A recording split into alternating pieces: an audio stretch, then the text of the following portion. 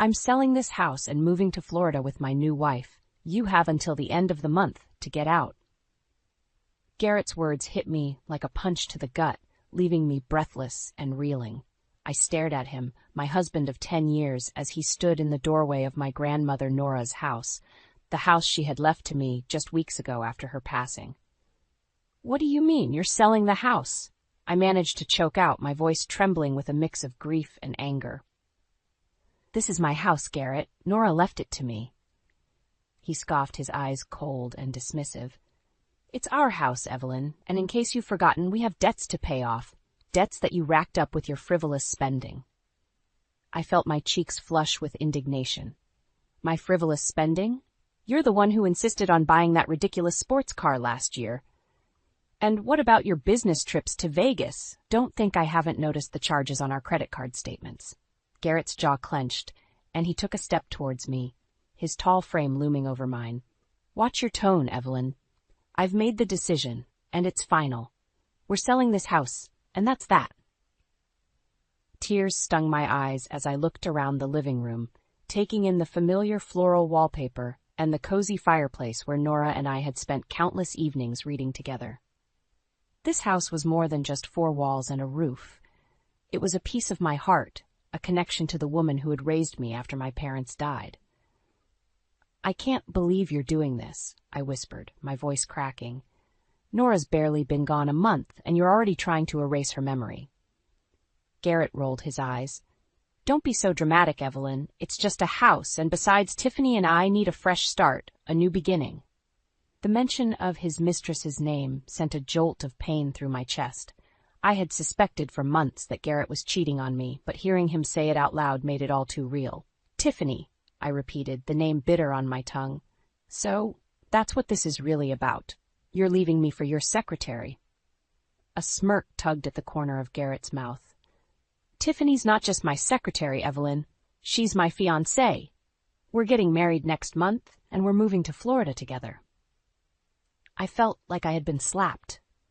My husband, the man I had built a life with, was not only leaving me, but also marrying another woman, and he had the audacity to do it in my grandmother's house, the one place that had always been a sanctuary for me. Get out, I said, my voice low and trembling with rage. Get out of my house, Garrett, and don't come back. He chuckled, shaking his head as he turned to leave. You have until the end of the month, Evelyn. I expect you to be gone by then. As the door slammed behind him, I sank to the floor, my body shaking with sobs. How had my life unraveled so quickly?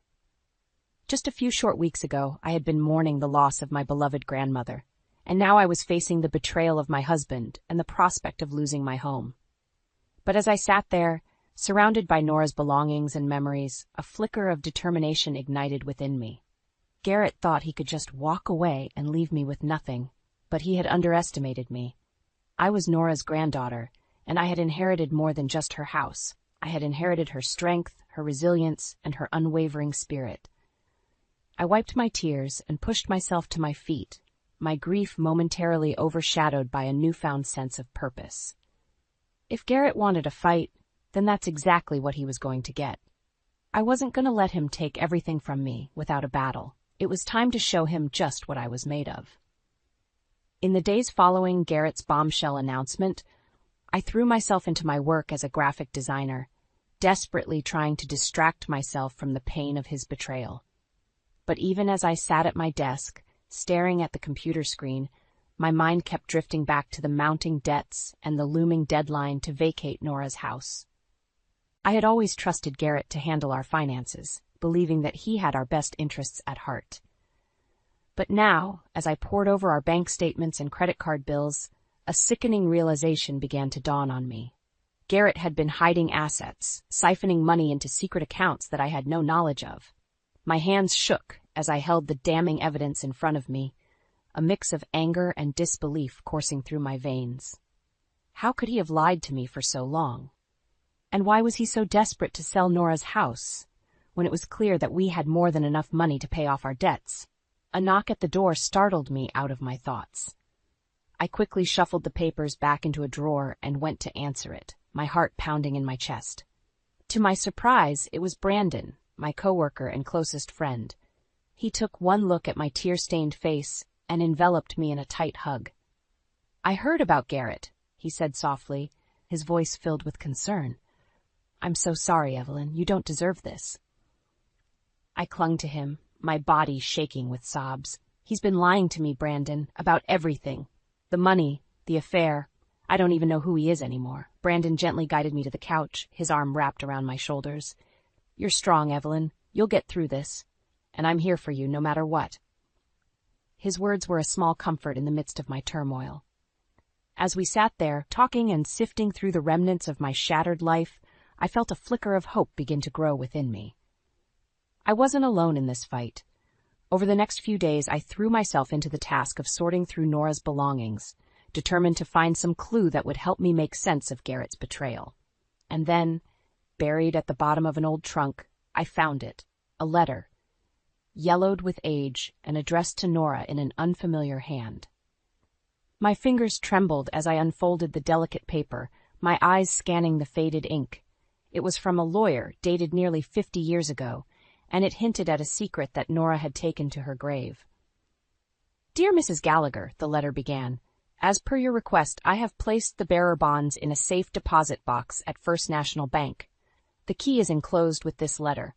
I trust that this will provide you with the financial security you seek should the need arise." I felt a chill run down my spine as I read the words. Bearer bonds? A safe deposit box? What had Nora been hiding all these years? I knew I needed to find out more, but I also knew that I couldn't do it alone. I needed someone I could trust, someone who would have my back no matter what. I picked up the phone and dialed Brandon's number, my heart racing as I waited for him to answer. "Brandon," I said, my voice trembling with a mix of fear and excitement.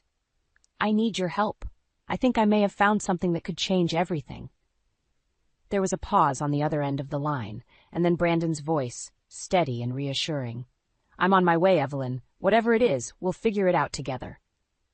As I hung up the phone, I felt a surge of determination wash over me. Garrett thought he could just walk away and leave me with nothing, but he was wrong. I had Nora's strength flowing through my veins, and I had the love and support of a true friend. Together, we would uncover the truth and make Garrett pay for his betrayal. The revelation of Nora's secret had given me a newfound sense of purpose, but it was short-lived. Just a few days later, Garrett showed up at my door, a smug grin on his face, and Tiffany clinging to his arm like a trophy. "Evelyn," he said, his voice dripping with condescension, "I think it's time we had a little chat." I felt my stomach twist with dread as I stepped aside to let them in, my eyes narrowing at the sight of Tiffany's designer handbag and perfectly manicured nails. She looked every inch the gold digger I had suspected her to be. "What do you want, Garrett?" I asked, my voice tight with barely contained anger. He chuckled, settling himself on the couch and pulling Tiffany down beside him. "Always straight to the point, aren't you? Well, I'll cut to the chase. I want you to sign over Nora's house to me, today." I stared at him in disbelief, my mouth falling open. "Are you out of your mind? I'm not signing anything over to you, Garrett. This house is mine." His eyes flashed with a dangerous glint, and he leaned forward, his elbows resting on his knees. "See, that's where you're wrong, Evelyn. According to our divorce agreement, I'm entitled to half of everything, and that includes this house." I shook my head, my heart pounding in my chest. "We haven't even filed for divorce yet, Garrett. And even if we had, there's no way I'm giving you half of Nora's house. She left it to me, not you." Tiffany let out a high-pitched giggle, her hand resting possessively on Garrett's thigh. "Oh, sweetie, you really think you have a choice in the matter?" I felt a surge of rage course through me, and I took a step towards her, my fists clenched at my sides. "Listen, you little homewrecker. I don't know what kind of lies Garrett's been feeding you, but this house is not up for grabs, and neither am I." Garrett stood up, his face twisting with anger. "Watch your mouth, Evelyn. You have no idea who you're dealing with." He reached into his pocket and pulled out a folded piece of paper, thrusting it towards me. "This is a copy of our prenuptial agreement. If you'll recall, it states that in the event of a divorce, all jointly owned assets will be divided equally between us." I snatched the paper from his hand, my eyes scanning the tiny print. He was right. There it was, in black and white. I felt my stomach sink as the realization hit me. Garrett had planned this from the beginning. He had never loved me. I was just a means to an end, a way for him to get his hands on Nora's house. "You bastard," I whispered, tears stinging my eyes. "You never cared about me at all, did you? This was all just a game to you." Garrett smirked, his arms snaking around Tiffany's waist. "Don't take it personally, Evelyn. It's just business." I felt something snap inside me, and before I knew what I was doing, I lunged at him, my hands clawing at his face. "I'll never let you have this house, Garrett. I'll fight you with everything I have." He easily pushed me away, his laughter ringing in my ears. "Go ahead and try, Evelyn. But we both know how this is going to end. You're weak. You always have been." With that, he turned and walked out the door, Tiffany trailing behind him like a loyal lapdog. I sank to the floor, my body shaking with sobs. How could I have been so blind? So stupid. But even as despair threatened to overwhelm me, I felt a flicker of determination spark to life in my chest. Garrett thought he had won, but he had no idea what I was capable of. I would find a way to stop him, to keep Nora's house and uncover the truth about her secret fortune. I wiped my tears and pushed myself to my feet, my jaw set with resolve. It was time to fight back. And this time, I wouldn't stop until I had taken everything from Garrett, just as he had tried to take everything from me. The next few weeks passed in a blur of legal meetings and sleepless nights. I pored over the prenuptial agreement, searching for any loophole or clause that could help me keep Nora's house. But Garrett had been thorough, and with each passing day, my hope dwindled.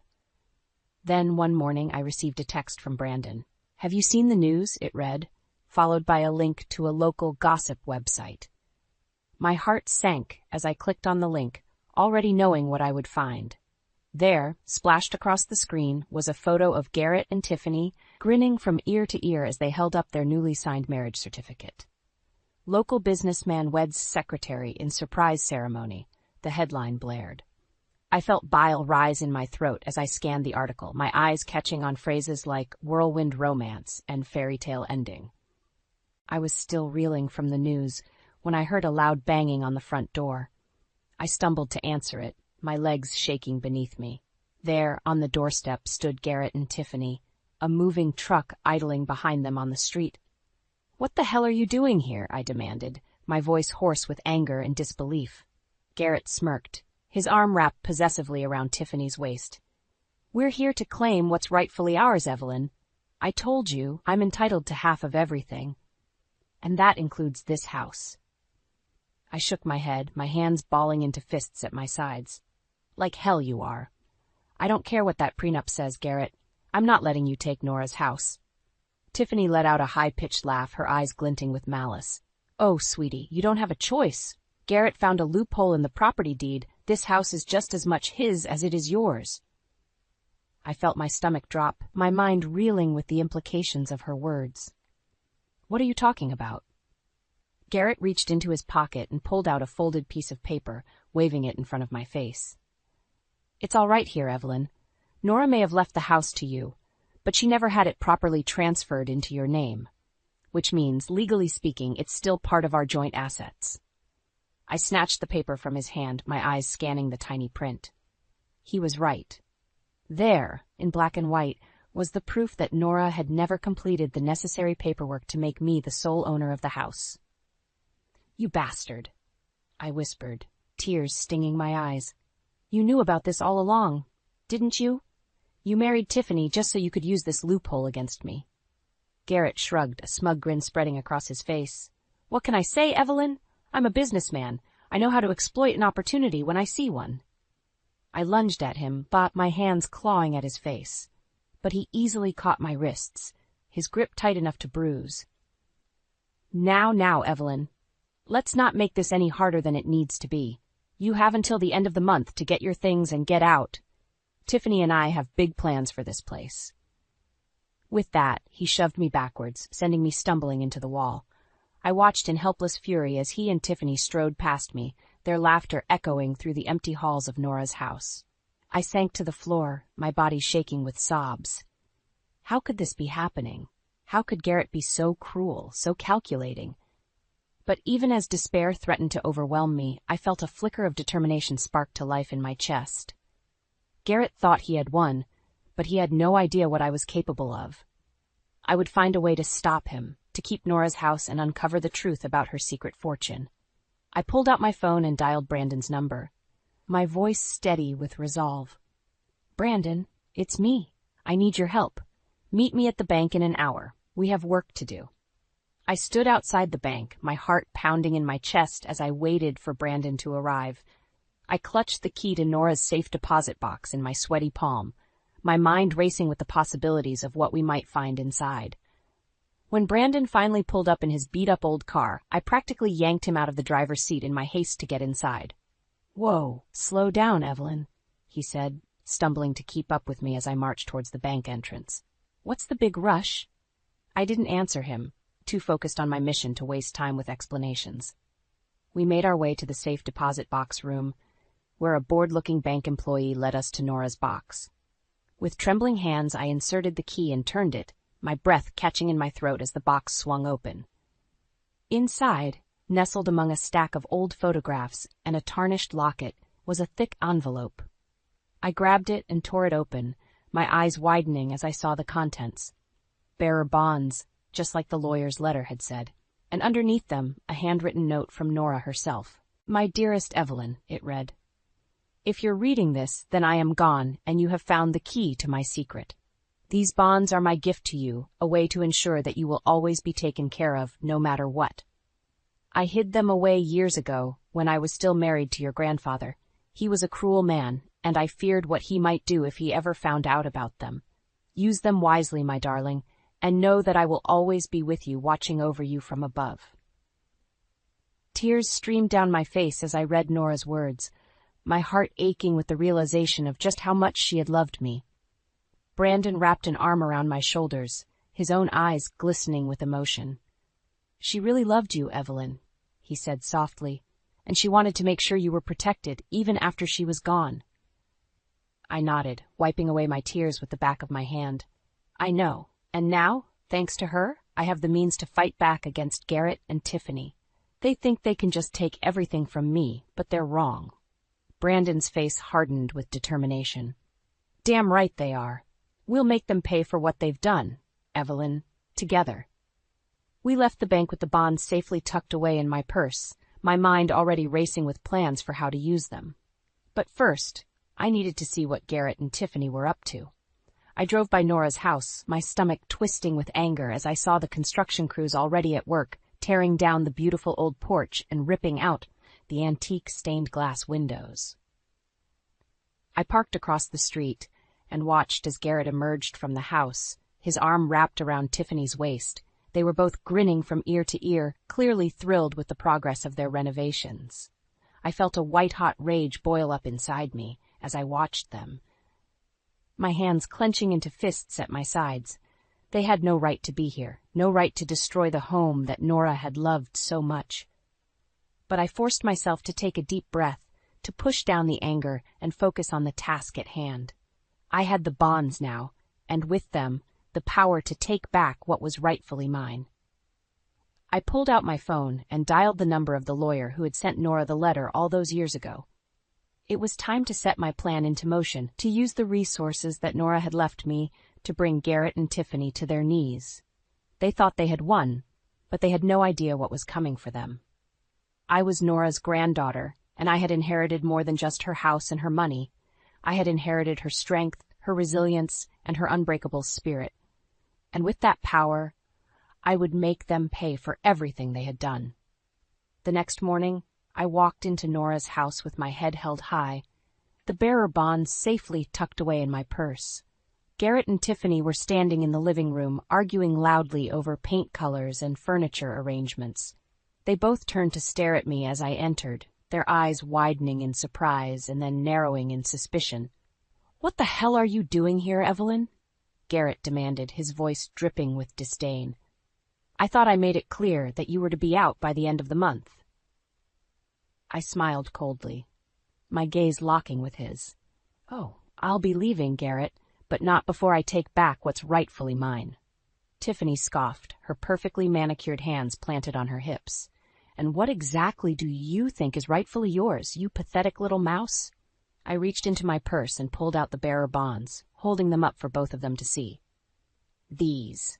The bonds that Nora left me, the ones that you had no idea existed. Garrett's face paled, his eyes bulging with shock and rage. Where did you get those? Those should have been mine. I laughed, a harsh, brittle sound that echoed through the empty house. Yours? I don't think so, Garrett. Nora left these to me, to protect me from people like you, people who would try to take advantage of me, to use me for their own gain. Tiffany stepped forward, her face twisted with fury. You little bitch, you think you can just waltz in here and take what's ours? We've already started renovating this place, making it into our dream home. I shook my head, my smile turning vicious. Oh, Tiffany, you really are as dumb as you look. This house was never yours, and it never will be. I've already cashed in the bonds and paid off all of Garrett's debts. The house is mine, free and clear. Garrett's face turned an alarming shade of purple, his fists clenching at his sides. You can't do this, Evelyn. I won't let you get away with it. I stepped closer to him, my voice low and dangerous. You don't have a choice, Garrett. I have all the proof I need of your lies and your betrayal. If you try to fight me on this, I'll take you to court and expose everything. Your affair, your hidden assets, all of it. Tiffany's eyes widened with fear, her hand clutching at Garrett's arm. Garrett, maybe we should just let it go. We can find another house, start over somewhere else. But Garrett shook her off, his face contorted with rage. No, I won't let her win.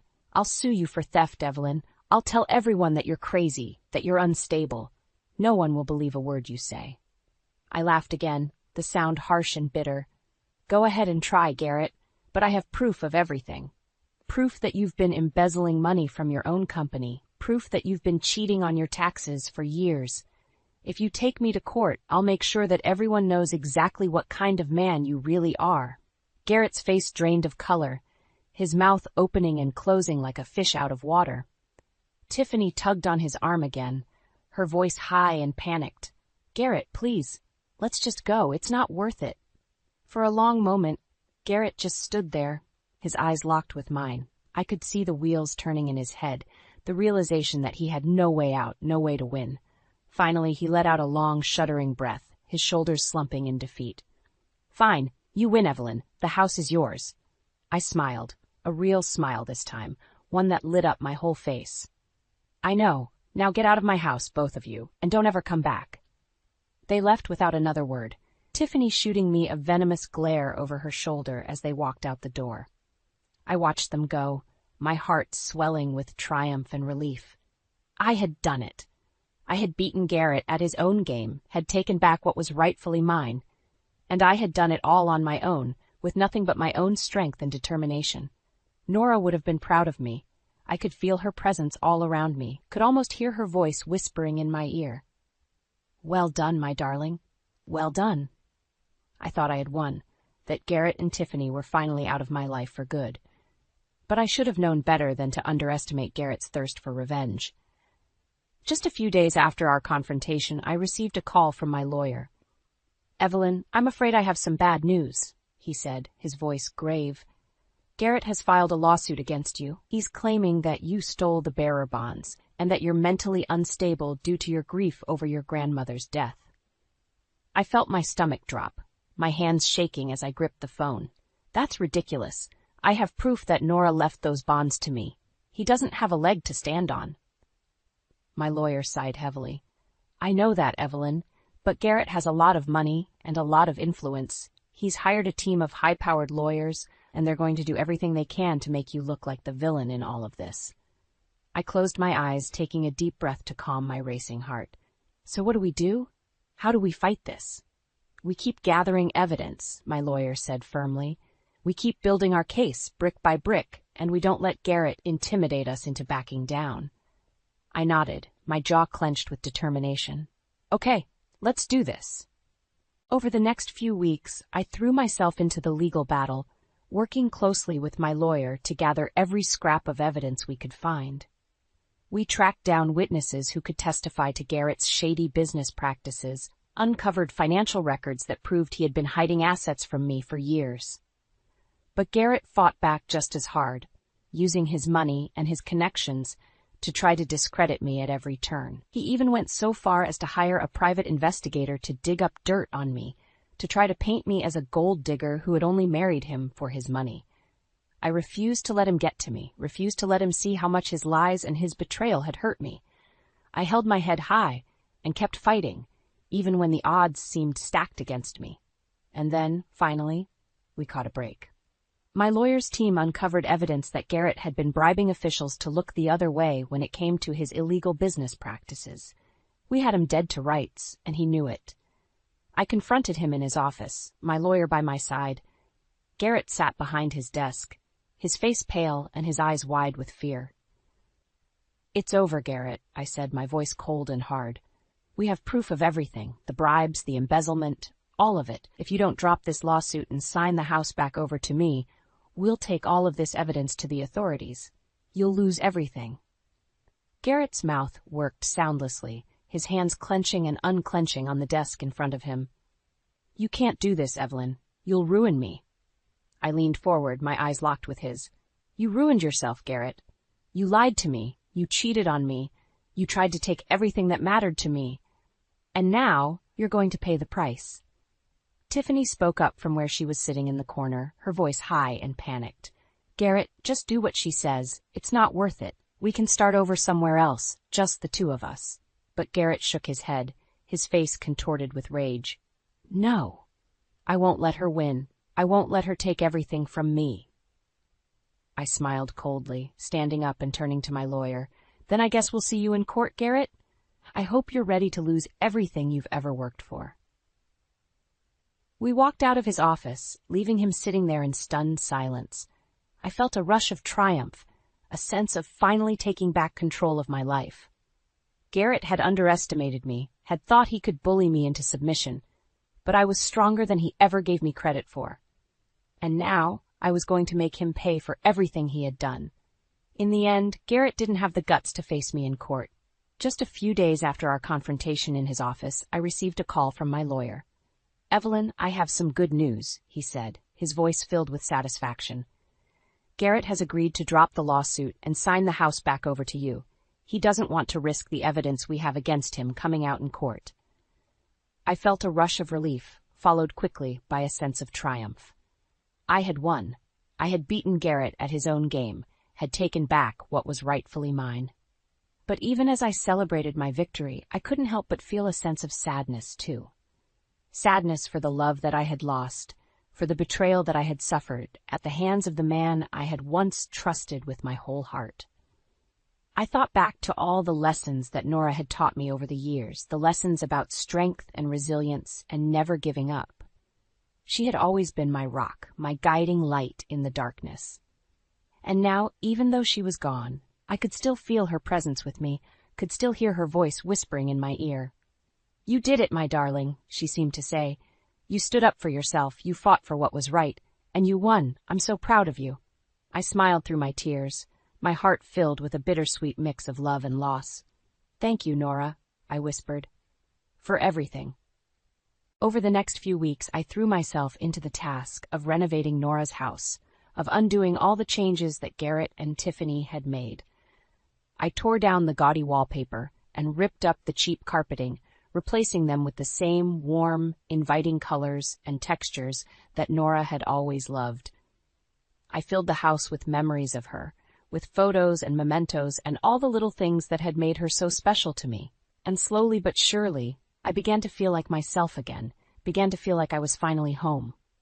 Brandon was there with me every step of the way, helping me with the renovations and offering me his unwavering support and friendship. "I'm so proud of you, Evelyn," he said one day, as we sat together on the newly refinished front porch. "You've been through so much, but you never gave up. You never let Garrett break you." I smiled at him, my heart filled with gratitude and affection. "I couldn't have done it without you, Brandon. You've been my rock through all of this. I don't know what I would have done without you." He reached out and took my hand, his fingers lacing with mine. "I'll always be here for you, Evelyn, no matter what." As the weeks turned into months, I began to hear rumors about Garrett and Tiffany. Rumors that their marriage was on the rocks, that Tiffany had only been after Garrett's money, and had left him as soon as she realized he was broke. Rumors that Garrett had lost his job, that he was facing legal trouble for his shady business practices. I didn't take any pleasure in their misfortunes, but I couldn't help but feel a sense of karmic justice. Garrett had tried to destroy me, had tried to take everything that mattered to me, but in the end he had only destroyed himself. And as for me, I was thriving. My graphic design business was taking off, and I was finally able to pursue my dreams without Garrett holding me back. I had Nora's house, and I had my memories of her to keep me strong. But most of all, I had myself. I had the strength and the resilience that Nora had always seen in me, the courage to stand up for myself and fight for what was right. I knew that she was watching over me from wherever she was now, knew that she was smiling down on me with pride and love, and I knew that no matter what challenges life threw my way, I would always have the strength to face them head on, just like Nora had taught me.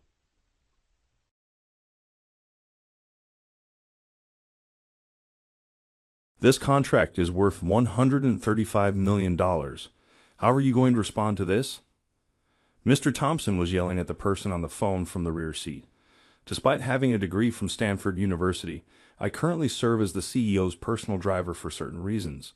We are nearly at the location of the meeting. What are you interested in doing? Why hold a meeting if there isn't an interpreter?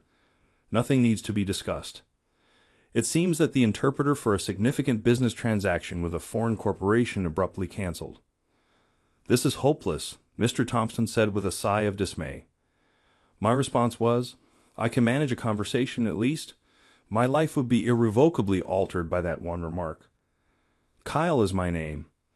I don't mean to boast, but I was raised in a wealthy family with plenty of things, and my father owned a somewhat successful business.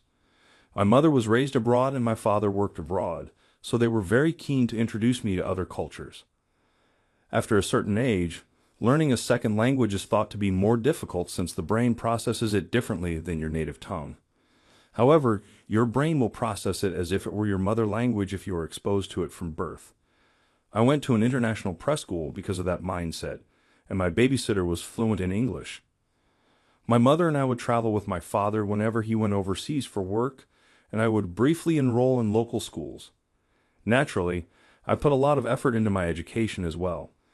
In addition to my innate academic prowess, I had access to excellent private instructors and a perfect study atmosphere in Japan from an early age.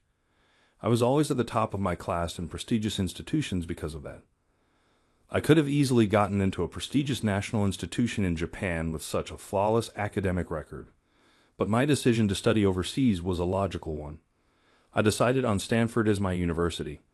I intended to study advanced economics there and eventually take over my father's business.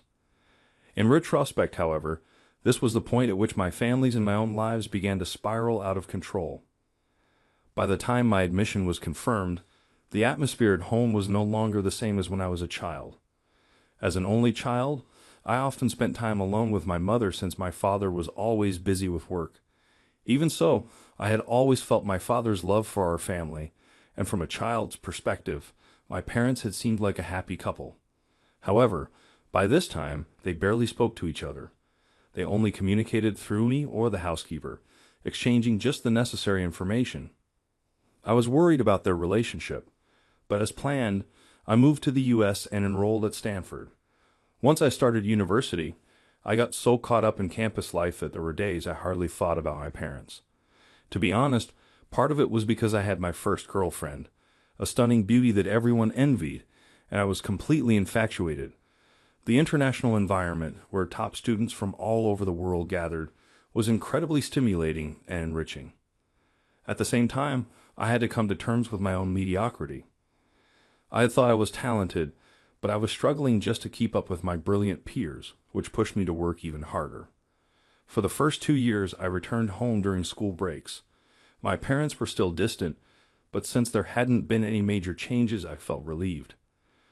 By my 3rd and 4th years, my studies became more demanding, and after entering graduate school, I no longer had time to return home. During my time at Stanford, my father visited me once while on a business trip. "How's Mom doing?" I asked. But even then, all he said was, "She's fine." At that moment, I still had no idea that my parents' divorce had already been finalized. I occasionally had video calls with my mother, but embarrassingly, I was too caught up in my own life to notice any changes. Using my busy life as an excuse, I gradually stopped keeping in touch with my parents. My father had never been the type to check in often, so that didn't bother me. I didn't find it a bit strange that my mother hadn't reached out, but I convinced myself that no news is good news. By the time I had only a few months left until my graduate school graduation, all communication had completely stopped.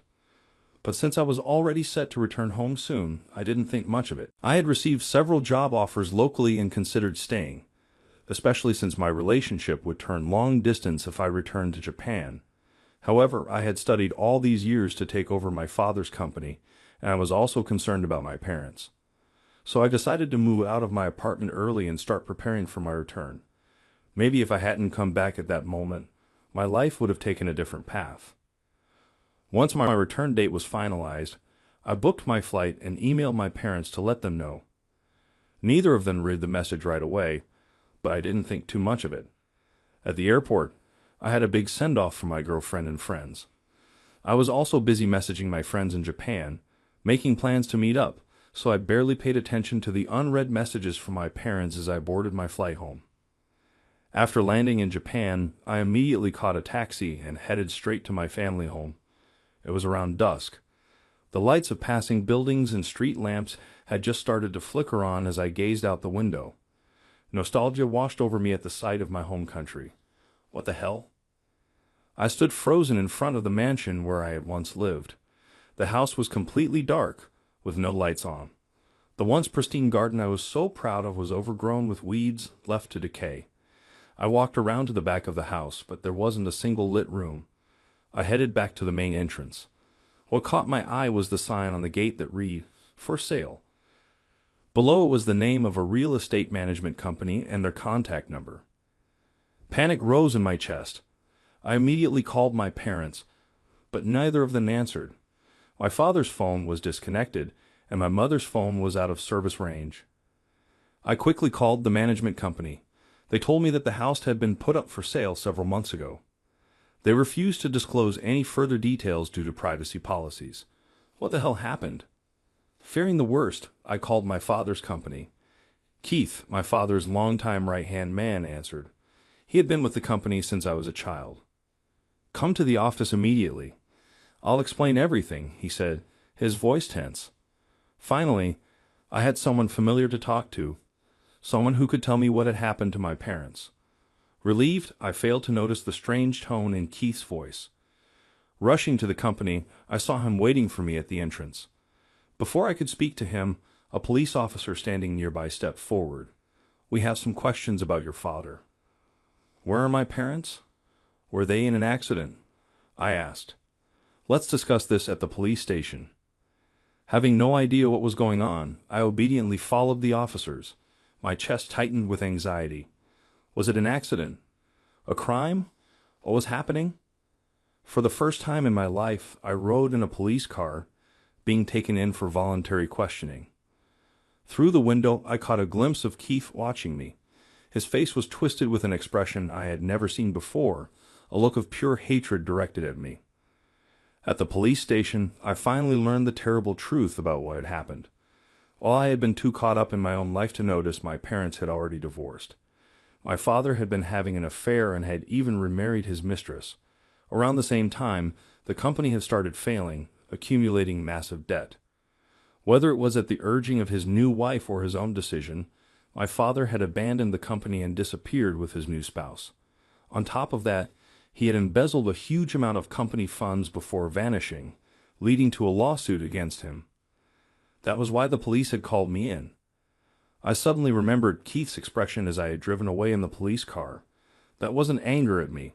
It was the sheer hatred he harbored toward my father, channeled through me. The company was drowning in debt and had already been bought out by a foreign corporation. Most of the employees had been laid off. Because I had been overseas for so long and had no suspicious call records, the police quickly determined I wasn't involved and let me go. But this incident marked the beginning of my downward spiral.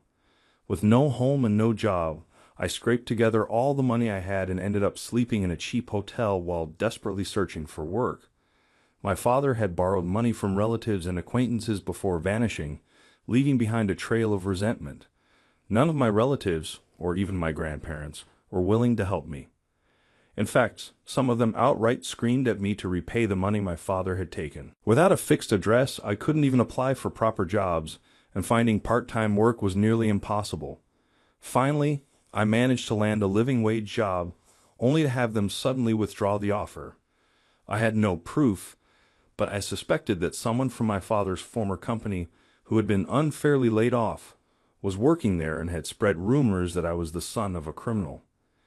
To make matters worse, the media caught wind of my downfall and turned it into a sensational story. A Stanford graduate hitting rock bottom was the perfect tabloid fodder. Even though I had only been voluntarily questioned by the police, the articles made it sound as if I had been arrested. Branded as a criminal son, I could no longer stay in that town. Using the last of my money, I decided to leave. With my phone and credit cards blocked, I lost all contact with my long-distance girlfriend, and our relationship naturally faded away. To be honest, from the moment I met her, I had thought she was the one. I was completely in love with her.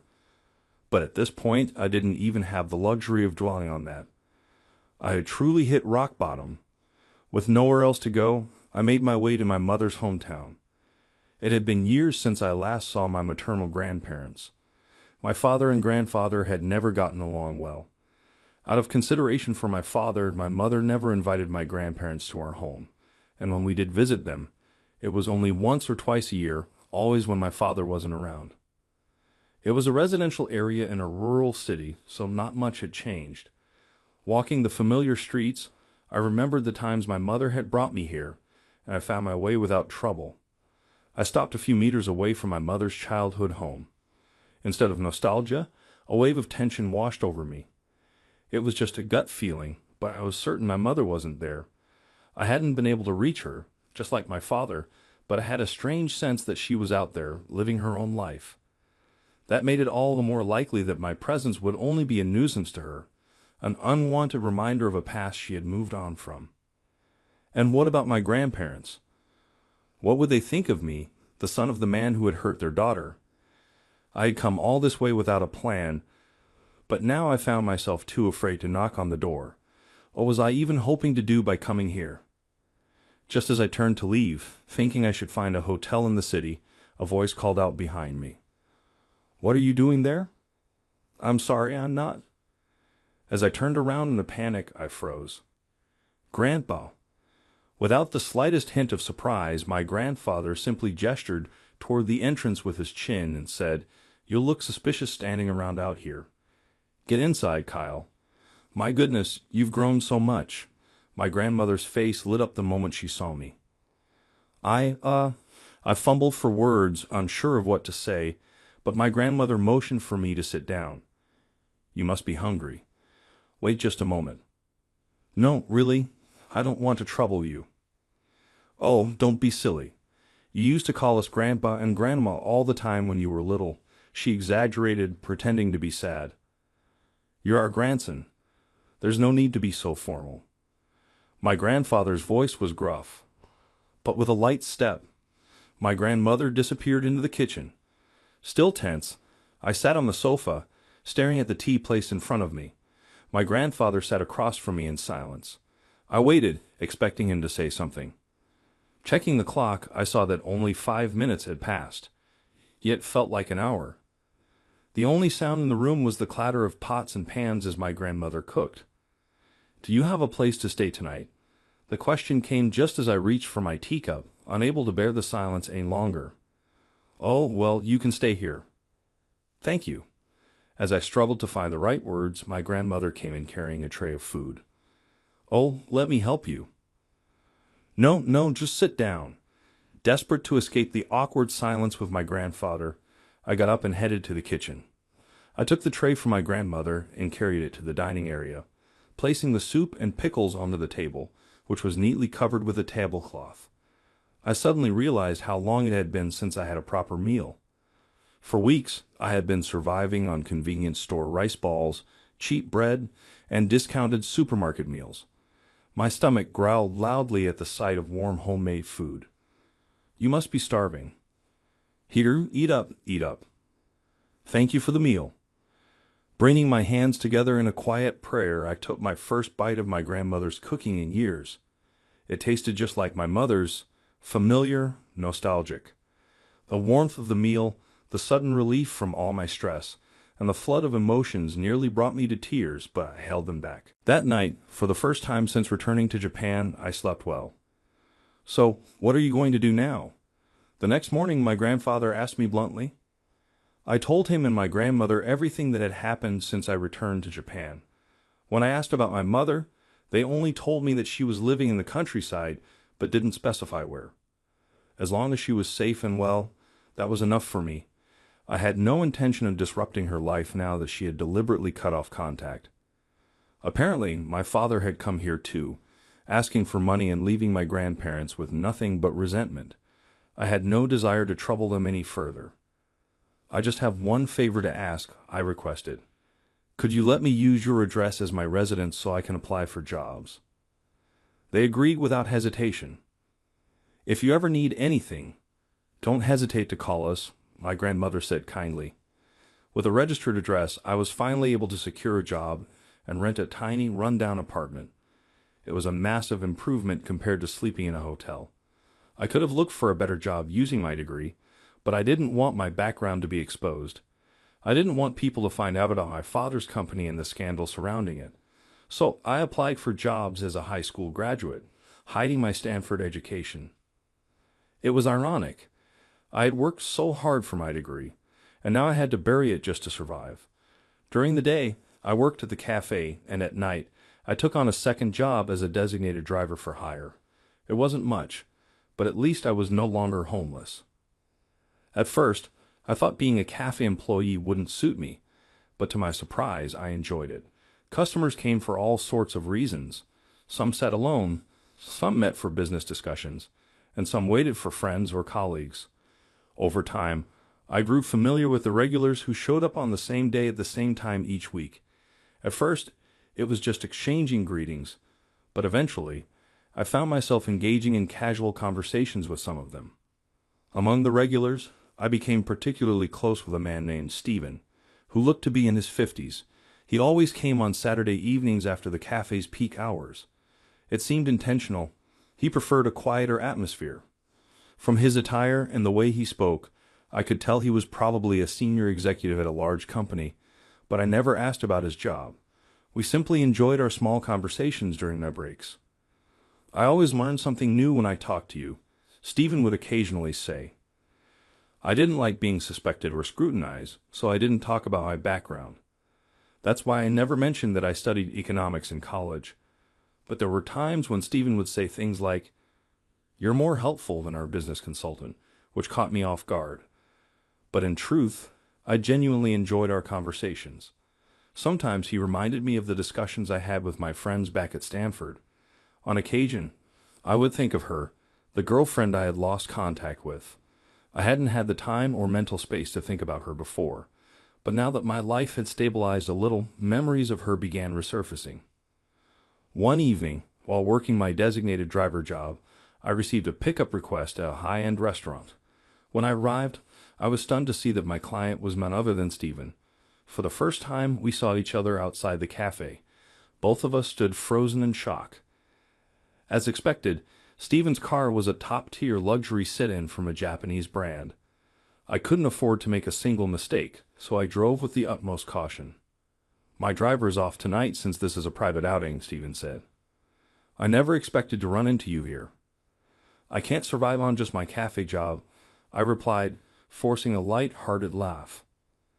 "Forgive me for prying, but why haven't you sought full-time employment? With your adaptability and quick thinking, you could excel anywhere. Is there a reason you're avoiding a stable job? Perhaps you want to start your own business or pursue further studies." "No, nothing like that. I'd like to work full-time, but it's not that simple for me. Would you be willing to tell me why I was alone in the car with Stephen? And to make things worse, he wasn't sober. Maybe that situation made me let my guard down. I ended up telling Stephen everything about my past, something I had never told anyone before. Then he said, "Why don't you work for my company as a driver?" "Well, to be honest, I've been thinking about scouting you for a while now. Tonight was just a lucky opportunity. You drive carefully, you're knowledgeable about business, and you have plenty of interesting conversation topics. My current driver is planning to retire and move back to the countryside, so we need someone to take his place. Are you sure I'm the right person for the job?" "Of course. I want you on board." "Thank you. I'd be honored." There was no reason to refuse. At that point, I just needed stable full-time work. Anywhere would do. As he stepped out of the car, Stephen handed me his business card. "Come to this address at 2 p.m. the day after tomorrow. We'll go through a formal interview and handle your hiring paperwork." At the appointed time, I went to the company and officially secured a job. Then 5 years later, I had been working as a driver for Stephen, now formerly known to me as Mr. Thompson, the CEO. Since then, I still vividly remember the shock of looking at his business card for the first time. Stephen wasn't just any executive. He was the CEO of a major corporation. As a company driver, I didn't just chauffeur Mr. Thompson. I also occasionally drove other executives. When I wasn't on the road, I spent my time cleaning and maintaining the company vehicles. Since Mr. Thompson himself had appointed me, no one openly questioned my employment. But one person in particular, Kenneth, the company's managing director, clearly resented me. "I heard you were just a high school graduate working dead-end jobs. You know you're the only high school graduate in this company, right? And your father was a criminal, wasn't he? Maybe you were in on it too." I wasn't sure how much he actually knew about my past, but he made no effort to hide his hostility. What my father did has nothing to do with me. "Who knows? You seem to have gotten in good with Mr. Thompson, but I can't feel it. He's knowing someone like you is lurking around the company. What exactly are you implying? Like father, like son? A thief's kid is a thief too. The fact that Mr. Thompson hired you shows poor judgment on his part. I am not a thief, and don't insult Mr. Thompson. It's that attitude of yours that pisses me off." Every time I drove Kenneth somewhere, it was the same. Over time, I got used to it and stopped letting it get to me. "Is Kenneth still giving you trouble?" During a drive to an important meeting, Mr. Thompson asked with concern. I just smiled vaguely and changed the subject. "I've gotten used to it. More importantly, today's deal is a big one, isn't it?" "That's right. If everything goes through, it'll be a $135 million deal. But we're not the only ones after this. Our rival company is competing for it too. We absolutely can't afford to mess up this presentation. That's why I've arranged for an interpreter to make sure there are no misunderstandings in communication." So the client isn't from an English-speaking country. I hadn't meant anything by the comment, but Mr. Thompson suddenly latched onto it. "What makes you say that?" But for some reason, Mr. Thompson kept pressing the issue. "Well, if they spoke English, you wouldn't need an interpreter, would you?"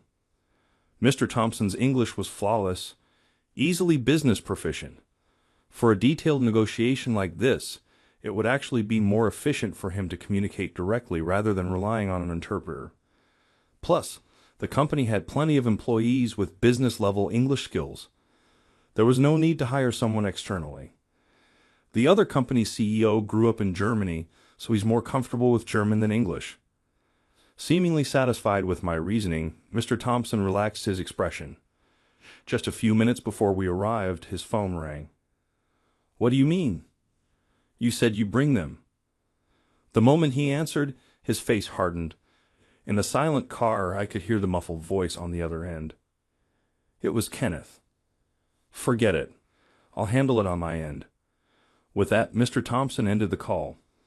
Sensing that now wasn't the time for questions, I focused on driving. But suddenly he asked, "Do you speak German?" I glanced at him through the rear-view mirror. I can manage a conversation at least. I had been to Germany multiple times, and during my time at Stanford, I had several close German classmates. Their faces briefly flashed through my mind. "Then I need you to act as the interpreter." "Me?" "Yes, I'm counting on you." I wanted to ask more, but we had already arrived at the hotel for the meeting. After handing the car off to the valet, I followed Mr. Thompson inside. Kenneth was already waiting in the lobby. The moment he spotted me, he frowned in displeasure. "This is an important deal. You should wait in the parking lot as usual." "No, he'll be joining us as the interpreter today." Kenneth widened his eyes in disbelief at Mr. Thompson's words. "Are you serious? There's no way a high school graduate with a criminal father can handle such a role."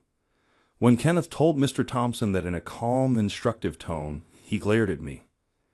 "And you? What the hell do you think you're doing here? Know your place. Just because you're Mr. Thompson's favorite doesn't mean you can get ahead of yourself. If you feel it strongly, you're welcome to sit this one out." As Kenneth hurled insults at me in a furious rage, Mr. Thompson firmly cut him off. Kenneth finally fell silent, though his face remained twisted in frustration as he stomped off. A hotel staff member escorted us to a private dining room in the restaurant. Not long after we were seated, the clients arrived. At the sound of a knock, I stood to greet them. "Sorry to keep you waiting." The moment the blonde woman entered the room and saw me, her eyes lit up in shock. "Wow, I've been looking for you." Before I could react, she rushed forward and threw her arms around me. Stunned, everyone in the room, Mr. Thompson, Kenneth, and even the executives from the other company, just stared in disbelief. "Amelia," I spoke her name, and she finally let go of me. "I'm so glad I found you." Kyle, the CEO sitting across from us, was none other than Amelia, the woman I had dated back at Stanford. She was half German, half American. After I returned to Japan and lost all means of contact, our relationship had faded into nothingness. Or so I thought. I never imagined that she had actually been searching for me all this time. I was at a loss for words. What the hell is going on? Kenneth's irritated voice snapped me back to reality. This wasn't the time to be overwhelmed by emotions. This was an important business meeting. Regaining my composure, I shifted my focus back to the deal. The negotiations proceeded primarily in German. As I translated, I noticed Kenneth's face twitch in shock. "You've got to be kidding me," he muttered under his breath, clearly frustrated. He can actually interpret. It must have slipped out unintentionally, but Emma didn't miss it. "Of course, Kyle and I were classmates at Stanford," she said, looking at Kenneth with mild exasperation. "Stanford? You're joking, right? This guy's just a high school graduate." Kenneth looked utterly dumbfounded, unable to finish his sentence as he pointed at me. "I see. That makes sense. I knew I had a good eye for talent," Mr. Thompson said with a satisfied nod in my direction. From that moment on, Kenneth stopped talking, staring down at the table in silence. The business negotiations proceeded smoothly, and we even had time to enjoy the fine cuisine. "I heard that your company has also been approached by our competitors. When can we expect a final decision on which partner you'll choose?" Amelia's company had come to Japan to find a business partner. Both our company and a rival firm had stepped forward as candidates. "We would greatly appreciate both the $135 million contract and our future partnership. We look forward to working with you," Amelia added. With that, she stood up and extended her hand to Mr. Thompson. They shook hands, and it was agreed that the official contract would be signed at a later date. "Wait a moment, are you sure this decision is based on a thorough evaluation of the business? You're not just choosing us because you know someone here, are you?" Kenneth, who had been sitting silently with his head down, suddenly spoke up. "What are you trying to say?"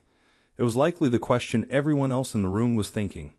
Even if personal connections played a role, anyone in his position would usually be thrilled to land such a massive deal. Yet he was the only one openly questioning it. Sensing something was off, Amelia's expression hardened. "Signing a $135 million contract just because you have a friend? That's quite the insult to our judgment. Or perhaps, Kenneth, is there some reason you don't want this deal to go through?" "No, that's not what I meant." "For example, did you make a deal with your competitors? Maybe promising to help them secure the contract in exchange for a nice reward?" Kenneth's face turned pale as he stammered, trying to come up with an excuse. But his words were barely coherent. "I'd like to hear more about that," Amelia said, her sharp gaze locking onto Kenneth as she gave him a cold smile. Unable to bear it any longer, Kenneth confessed everything. He had been approached by the rival company with an offer to become their vice CEO. There was a condition, though. He had to sabotage our company from the inside to put us at a disadvantage. That's why Kenneth came up with a scheme and lied about the interpreter canceling at the last minute. Amelia, who had been staying at the hotel since the day before, returned from Rio shortly before the meeting and saw an older man at the front desk kicking a German guest out of the hotel. Curious, she had stopped to ask the man what was going on. He had told her I was supposed to be the interpreter for today's meeting, but that man suddenly ordered me to leave. At the time, she didn't understand the significance of the incident, but when she arrived at the negotiation room and recognized Kenneth as the same man from the hotel lobby, she realized something was off. Confronted with her direct question, "Why did you send the interpreter away?" Kenneth turned deathly pale. Under pressure, he admitted everything. Apparently, the rival company had been struggling financially for some time, and they approached Kenneth in a desperate attempt to secure this contract. In the end, not only did Kenneth lose his chance at the vice CEO position, but he was also swiftly dismissed at the next shareholders' meeting and forced out of the company. Rumors of his misconduct spread quickly among the employees, most of whom had already disliked him. And of course, the media didn't ignore the scandal. Unlike in my case, everything written here is true, so there's no room for sympathy.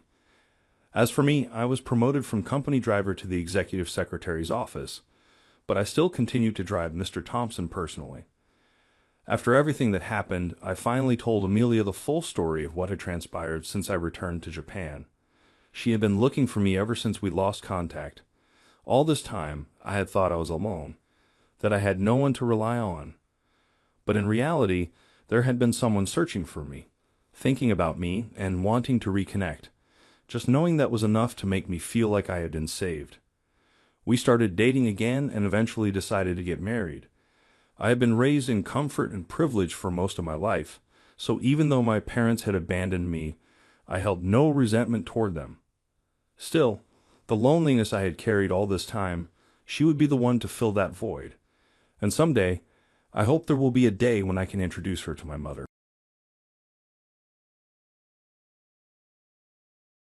Bargaining. After realizing that his French wasn't being understood, John, who had moved up with confidence, urged me forward. "I take it you're older than me? This must be something you do well. Show them what you've got, please. Let's examine a high school graduate's complete potential." That pointless comment. I was about to start after accepting the documents from my agreeing manager when he leaned over and said, "If you mess this up, you'll take full responsibility."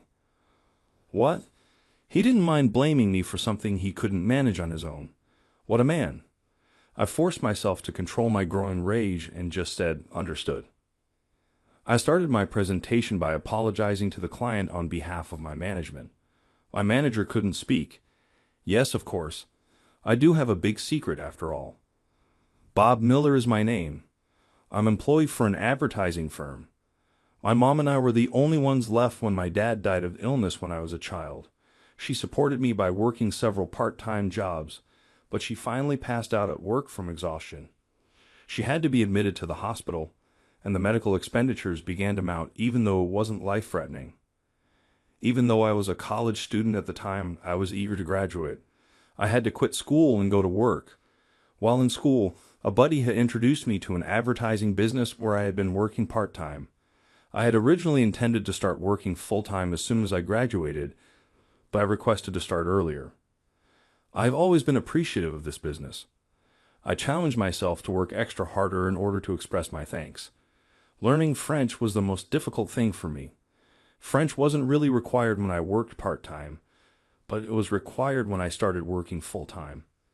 Conversation on a daily basis, let alone business communication, was quite challenging for me because I had only learned classroom French. However, I had no time to gripe. I spent my days working and studying for my mother and the supervisors and seniors who looked after me. It was challenging yet worthwhile. I began to notice improvements because of the encouraging people in my life. I was sent to work for another company abroad just as I was finally acknowledged as a fully capable professional and felt I could start contributing to the company in a meaningful way.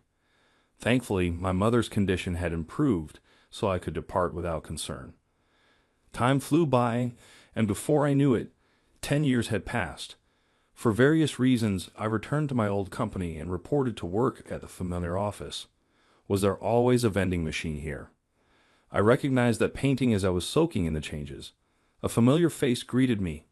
After 10 years, the office was a mix of familiar and unfamiliar faces, but thanks to my former manager, now an executive, who took the time to introduce me to everyone, I didn't feel uncomfortable at all. Well, with one exception. I was assigned to a department handling international clients. The department manager, John, visibly frowned when I greeted him. I heard someone new was coming in, but an old man and a high school grad at that. What a disappointment. I was stunned by his outright rudeness during our first meeting. Technically, I was a mid-career hire. Even though I was returning after 10 years, it wasn't considered a leave of absence.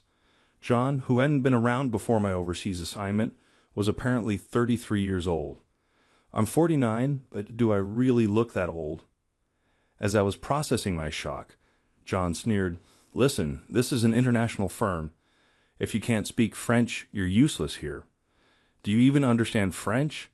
Maybe it's too tough for someone your age." Does he really not know that I've returned from an overseas assignment? I informed him that I'd spent 10 years abroad. These days, you don't even need fluent French to work abroad. I heard you were in a Korean company, I said. I understood what he was getting at. For short-term transfers, basic language skills, some translation apps, and hand gestures can get you by. But no one can live like that for a decade. Yes, my last assignment was in Korea. But in Korea, they got English signs and plenty of places where you can get by in English. Just because you've worked there doesn't mean you're truly experienced abroad, so don't get cocky about it. I tried to respond, but John cut me off with his own story. I grew up in France, you know. I was there through college, so I know the real deal when it comes to language and culture. Sure, I'm much younger than you, but I've got the authentic experience. If you don't know something, just ask me. This is a merit-based company. Even if you're older, my experience far surpasses yours. His tone was irritating, but he was probably just desperate to maintain his authority. Maintaining a good relationship with him was essential to ensure the smooth operation of our work and the company. I concluded that, for the time being, it was best to stay composed and rise above it all. To familiarize myself with the department's situation, I took on the task of tracking the team's progress. That's when I noticed that one person had an unusually large workload. Her name was Susan Thompson. She seemed to be a relatively new employee. In addition to her assigned duties, she was also handling miscellaneous tasks, preparing meeting materials, coordinating with clients, and compiling departmental proposals. These were all tasks that should have been divided among the team. Of course, she still had her regular workload. I wondered why Susan was the only one overloaded with work. I considered the possibility that she had more capacity, but that didn't seem to be the case. She was staying late every day. She didn't seem like the type to slack off either. I decided to approach Susan and ask her about the situation. "Susan, it looks like you have a lot on your plate. Are you doing okay?" "Mom, oh yes, I'm fine," she immediately replied, even though she seemed surprised that I spoke to her. Her "I'm fine" response made me a bit worried. "Really? You've been working a lot of overtime, and it doesn't seem like you're able to focus on your own tasks." "Thank you for your concern, but it's fine. For someone like me, who isn't good at my job, this level of strictness is necessary." Her words caught me off guard. Not good at your job. If that were true, there's no way she could handle this amount of work, even with overtime. It was an overwhelming amount. "I think you're quite capable. Did someone tell you otherwise?" "Well, yes, John did." I had a feeling that with his high pride, he was probably determined to keep anyone he considered beneath him in their place.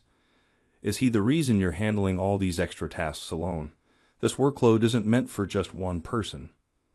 "Yes, he told me that since I'm incompetent, I should handle all the grunt work so as not to bother the other employees." I couldn't help but let out a sigh. Of course, John's behavior wasn't commendable, but I couldn't help but think that blindly obeying him wasn't the best choice either. "Did you actually believe him? You're allowed to refuse unreasonable tasks, and you can ask other team members for help. I can't do that, Susan's quiet voice protested.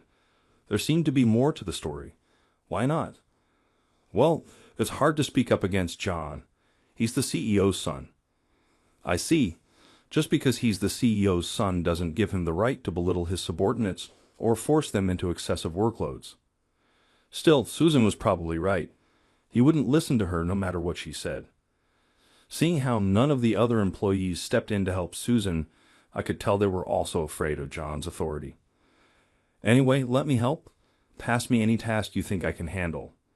Oh no, I couldn't possibly ask you to do that. This is everyone's work, so it's only fair that I pitch in. After some convincing, Susan finally entrusted me with some of the unfinished tasks. They were simple enough, but the sheer amount was overwhelming for someone unfamiliar with them. They take a lot of time, I said. Susan, I'm done with these. Can you pass me the next batch? Wait, really? Already? Yeah. Oh, make sure to double-check them for me. Let me know if I missed anything. Yes. Also, are there any tasks that have to be done today? Just reviewing this document and compiling the data. In that case, we should be able to finish by the end of the day. Let's tackle anything else tomorrow.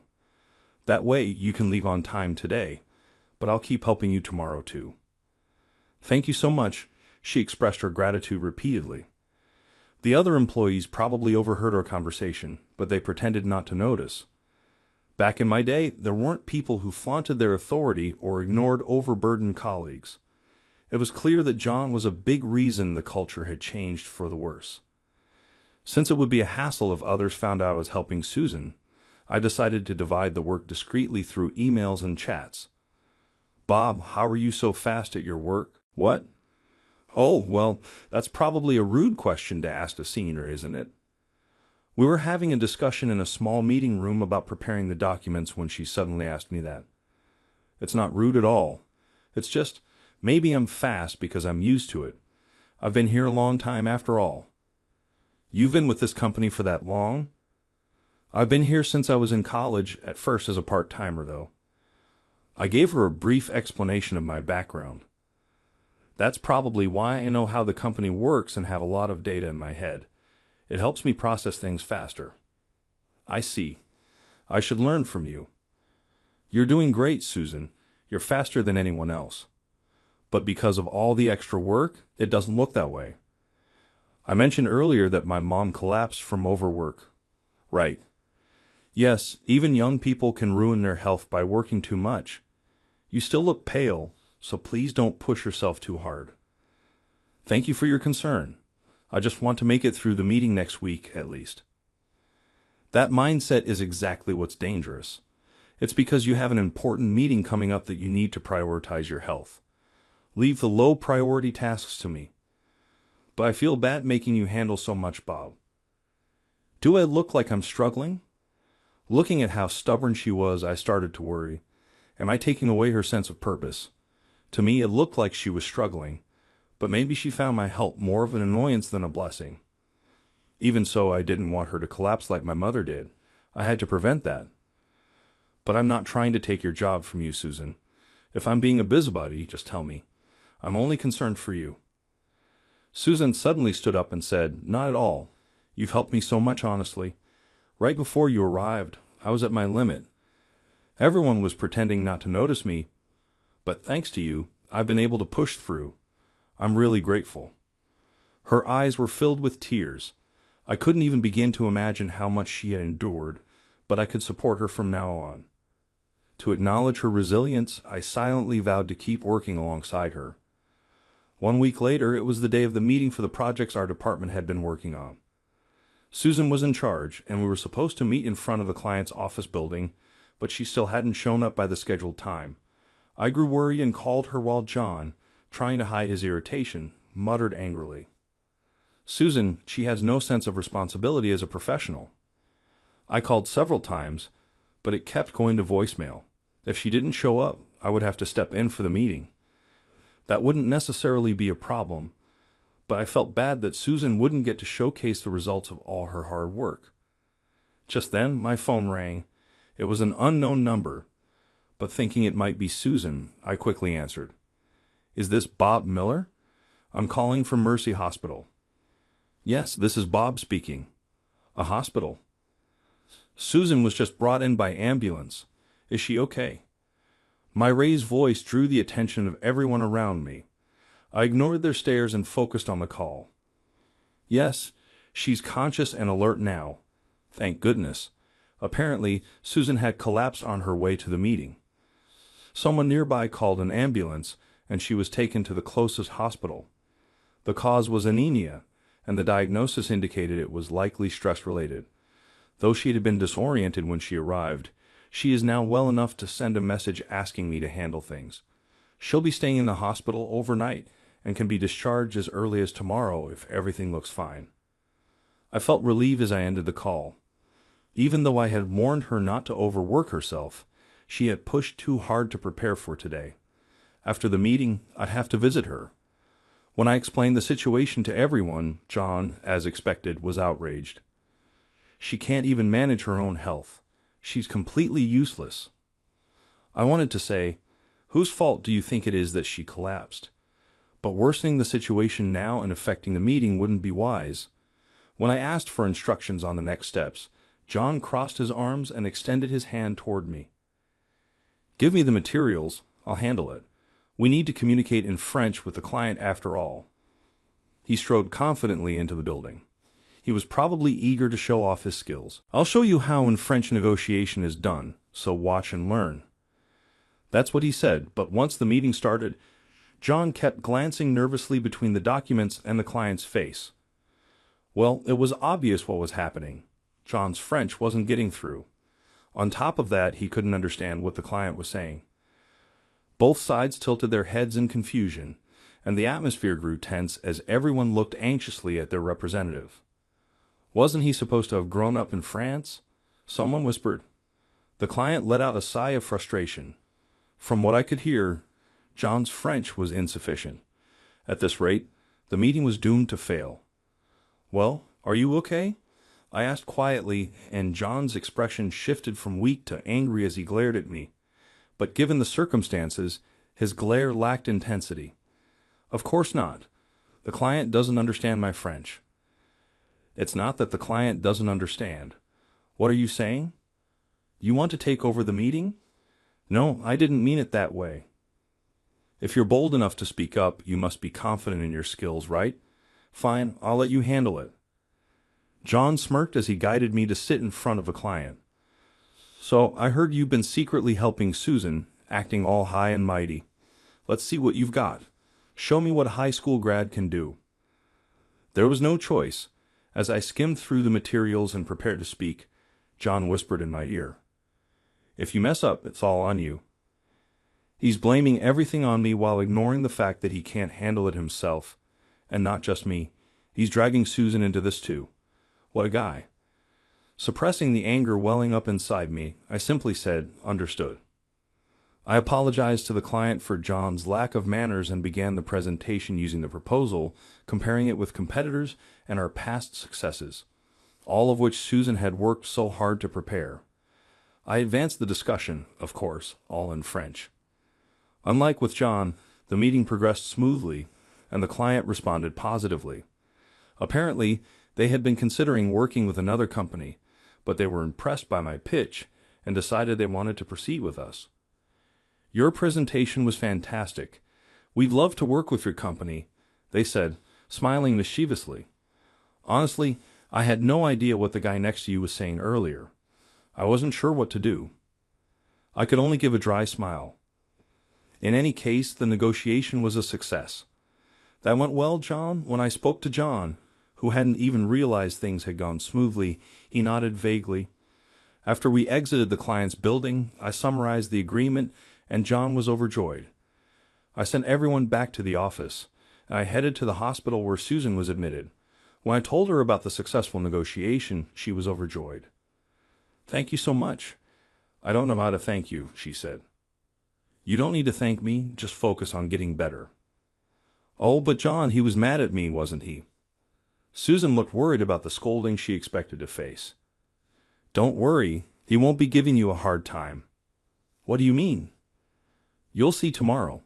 For now, just focus on resting. Take it easy today. As I adjusted her blanket, I noticed that Susan's face had turned red.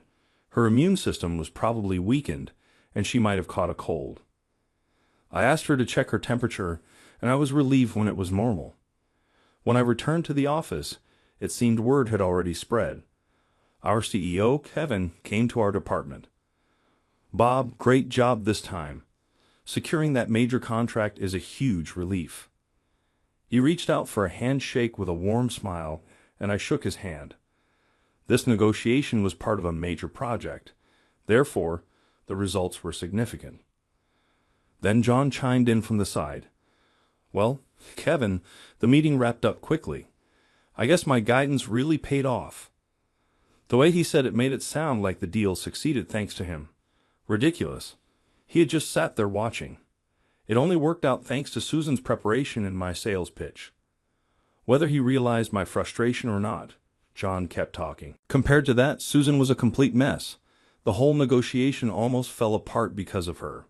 We should remove her from the project. Oh, and since Bob did a decent job, I wouldn't mind having him as my direct subordinate. The one who nearly ruined the meeting was John, and I was the one who salvaged it. John kept up his pompous act, spinning obvious lies. At this point, Kevin couldn't hold back his laughter anymore. "You're hilarious, you know that." John must have thought his father, the CEO, was praising him. He smiled awkwardly but froze when he heard Kevin's next words. "You're going to be Bob's subordinate." "What?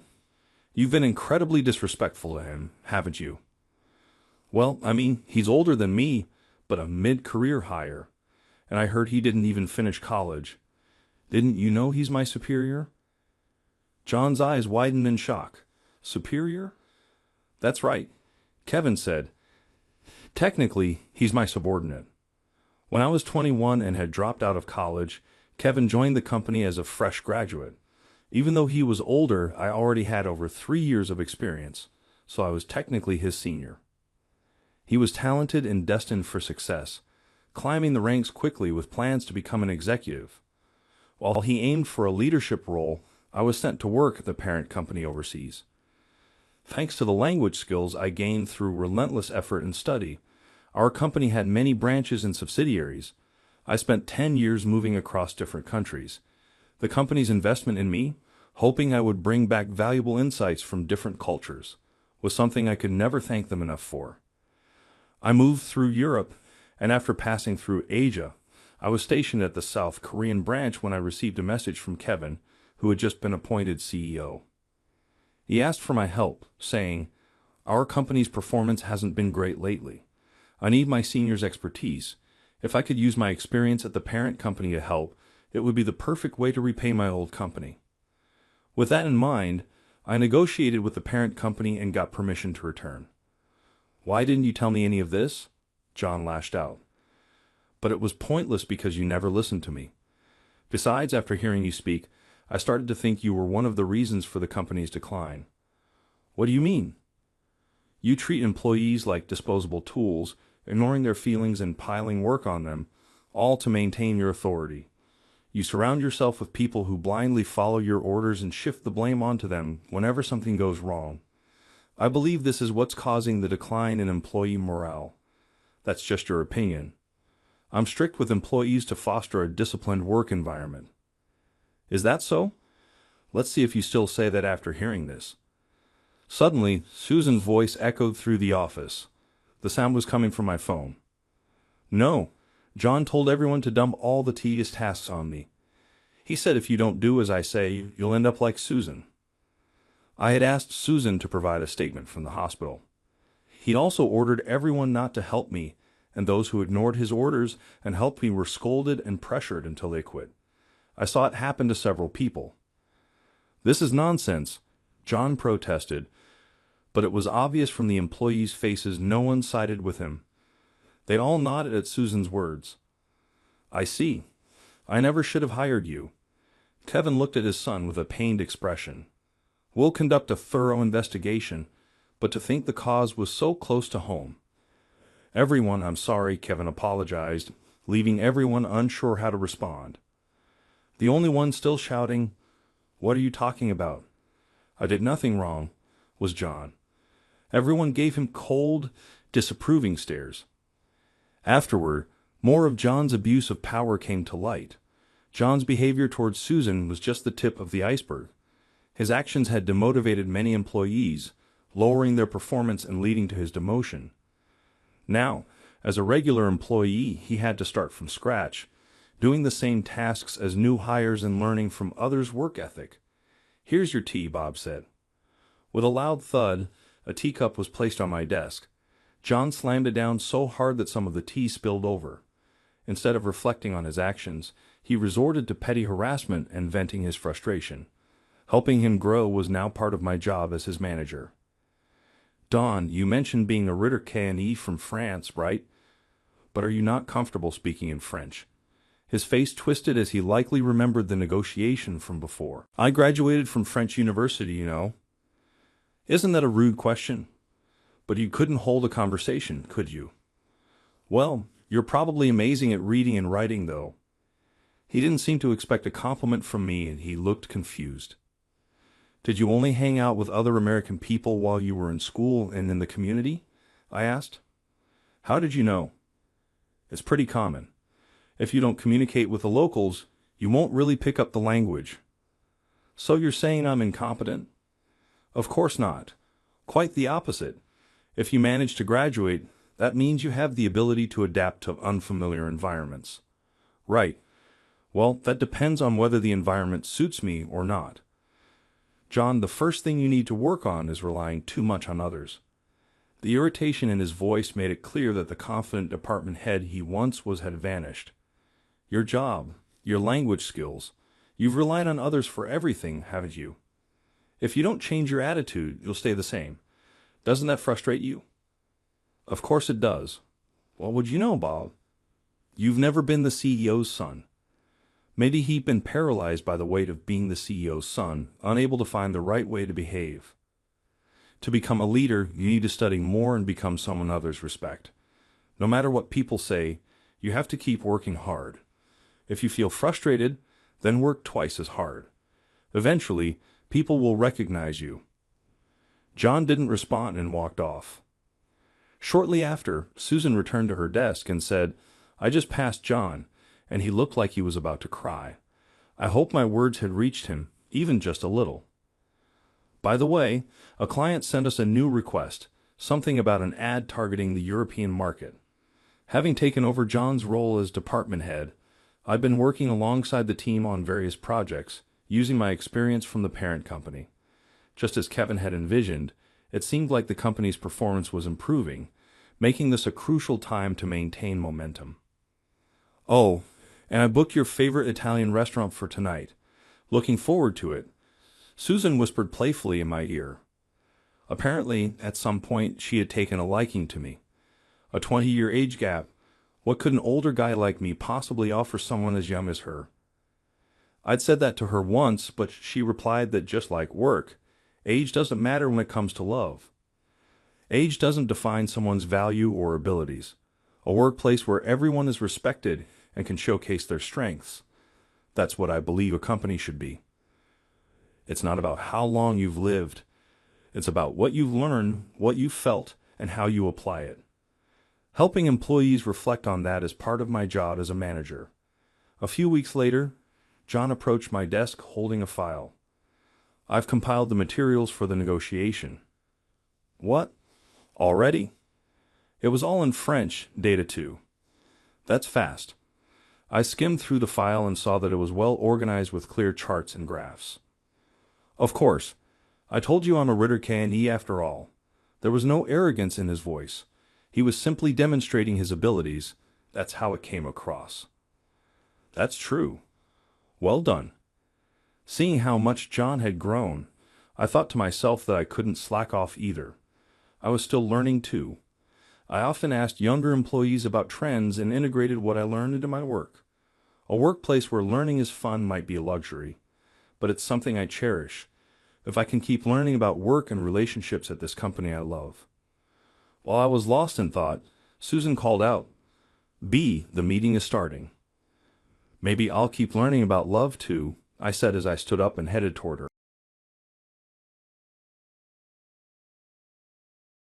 Rachel stood quietly, like a wallflower at the party, looking intimidated in her gorgeous blue kimono. I took her hand gently after noticing her hesitation. My heart skipped a beat as I touched it because it felt delicate and smooth, like silk. I caused Rachel to pause before she gave me a small nod. "If you'd like my suggestion," I said. I went on, "My name is Ryan, and I'm 30 years old. I work for a small to medium-sized company that distributes booze wholesale. We mostly deal with sake, a kind of Japanese alcoholic beverage produced by nearby breweries. The first significant event I've organized and carried out since joining this organization in the middle of my career is tomorrow. There is a sizable sake tasting event. The event has been well publicized to both locals and tourists, making it accessible to all, even if the primary attendees are foreign buyers. Because it falls during a local festival, both locals and tourists from other countries attend. In preparation for such an occasion tomorrow, a reception party is being hosted today. Representatives from nearby breweries and invited overseas customers are crowded inside the hotel ballroom. In order to facilitate comfortable communication between the buyers and the brewery owners who speak only Japanese, we have made sure that translators are accessible for all of the foreign visitors." I looked around the room for any problems, feeling a little comforted by the welcoming environment. At that moment, I saw a stunning woman standing by herself in a kimono. It was Rachel, the Irwin Brewery president's daughter. She had a striking appearance. Her kimono's gradient, which changed from light blue at the neckline to deep blue at the sleeves, was embellished with wave-like floral motifs. The elegance of her attire was matched by her beauty. Her straight nose contrasted with her soft pink lips, and her almond-shaped, double-lidded eyes were accentuated with expertly applied shadow. As she moved, her black hair, which was carelessly tied up, swayed lightly. She stood there looking lonely and out of place, even though she looked beautiful. I rushed at her. "Is everything well, Rachel? Do you feel ill?" She slowly raised her head in response to my question. When we locked eyes, she whispered, "Oh, I'm sorry. The atmosphere is simply overwhelming me a bit." Rachel smiled somewhat, but it was strained, and she appeared exhausted. "You look so beautiful in that kimono, Rachel. Being a wallflower at this party is really unfortunate for someone who is so attractive." I attempted to seem upbeat, but her face remained expressionless. "Well, I tried my best because you and my father both urged me to. However, I'm inherently timid, so even when someone speaks to me, I find it difficult to react appropriately." Rachel hesitated, covering her mouth slightly as if unsure whether to continue. Finally, she frowned slightly and spoke. "Talking through an interpreter is just awkward." Since Rachel only speaks Japanese, she couldn't understand the foreign guests directly. Although the interpreter translated for her, she often hesitated over how to respond, leading to awkward pauses. During the interpreter's translation of her reply, the silence felt unnatural to her. They talk a lot in English, but when it's translated into Japanese, it's so short. It makes me wonder if the interpreter is leaving something out. I started to get suspicious. "I'm sorry. I know it's just my imagination overthinking it." All that had left her exhausted, making her retreat into the background. "I'm sorry. This event is the result of all your hard work, and I can't even handle it properly." As she slumped in dejection, I smiled and extended my hand. Rachel tilted her head slightly in confusion. "In that case, why don't we go around together? I know a lot of people here, and I was planning to greet them anyway.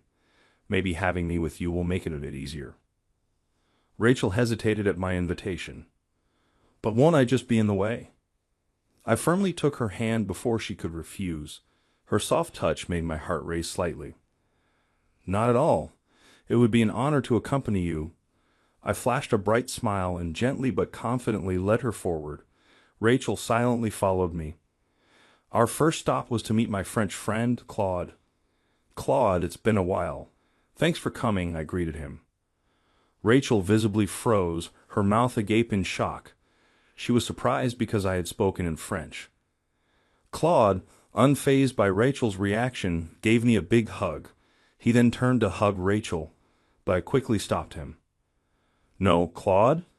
Japanese women aren't used to physical contact like that," I said firmly. Claude chuckled and replied in flawless Japanese, "Not hugging such a beautiful woman would be rude, don't you think?" "You're doing that on purpose," I smiled awkwardly, translating the exchange for Rachel.